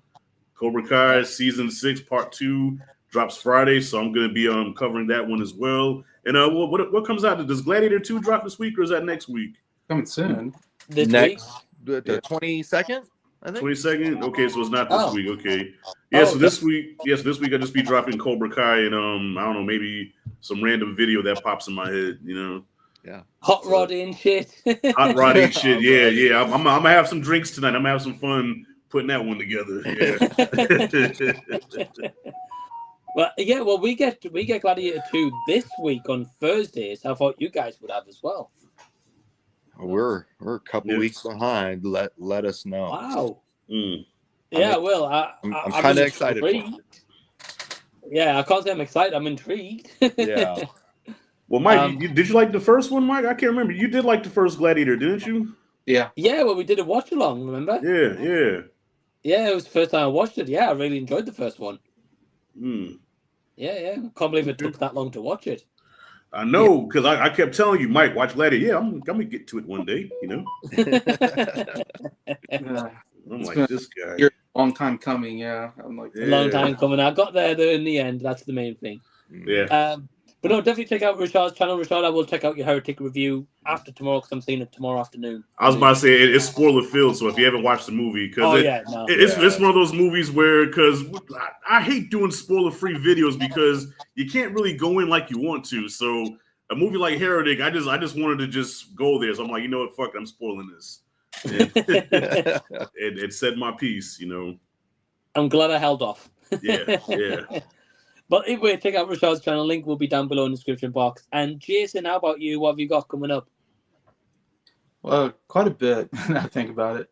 I just posted my another video on my top 100 favorite albums yesterday. I just did 80 through 71. On there, I'm still doing my top 100 favorite movies. I think I got like 25 more movies to talk about on that list. I'm still ranking all the Disney animation movies. I still got like 25 or 30 movies left on that list. Next Wednesday, I'm doing a live stream with Nick on my channel, where we're doing the top 10 albums of 1964. So that should be coming up here. Also, I like to do book reviews. I read a lot from the library, and I'm almost done with a Ralph Macchio book. I think it's called Wax On, something about Karate Kid. I read that one. I've been reading Michael Richards' autobiography that just came out this last month or so, called Entrances and Exits, and I'm almost done with that book. So I'll probably do a book review on those two books. Nice, Jason. I've read the Ralph Macchio book as well. I'll save my thoughts until you've finished reading it. But no, hey, real quick, awesome. I want to ask y'all: did any of y'all watch the Christopher Reeve documentary, the Superman one? Yeah, watch it. It was really good. Yeah, I've been wanting to watch that. I missed it. Yeah, it's good. Yeah, I didn't review it because I know this algorithm thing. Like it came out like a couple weeks ago, so I know if I put a video on it, nobody's gonna watch it. But now the documentary is really good. Yeah, so I highly recommend it. I don't know if it's out in the UK yet, Rashad, because I think it got like a very limited cinema showing, and then that was it. So but I do want to watch it though because it looks interesting.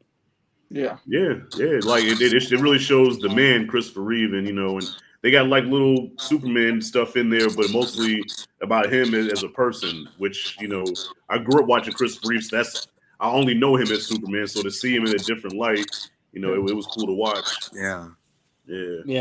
Definitely, like, just gives you a bit more perspective, right? Like on who he was, and like know what, like outside of Superman, Facts. No, sweet man. And one thing I was going to say we can look forward to is definitely have to get together for a Cobra Kai discussion stream as well. Yes. Alex, do you watch Cobra Kai? My wife and I actually just started watching it. We just finished season 1, and we're like, dang, that's hella good. This is so good, yeah. Dang. So now, what season is it on now? 6? 6, I believe, yeah. So I got plenty to binge through. But trust me, you go through them fast though. They go by so fast. Trust me. Like you could probably finish the whole caught up in maybe like 2 days. Oh, damn. Yeah. We gotta find time to like take time off work, and we're just all right. We gotta sit down and watch these. We gotta finish Cobra Kai. We gotta finish Stranger Things. Yeah. Few of them. There's so much. Well, if you get caught up, man, we'll have to get you into the stream for Cobra Kai if you get caught up. If not, then we'll. I would love that. I'll try to catch up. No, sweet man. Well, I appreciate all you guys joining me as well. Thank you so much for anyone watching live after the fact. Until next time, guys, we'll see you next time. Peace. Thanks for having me.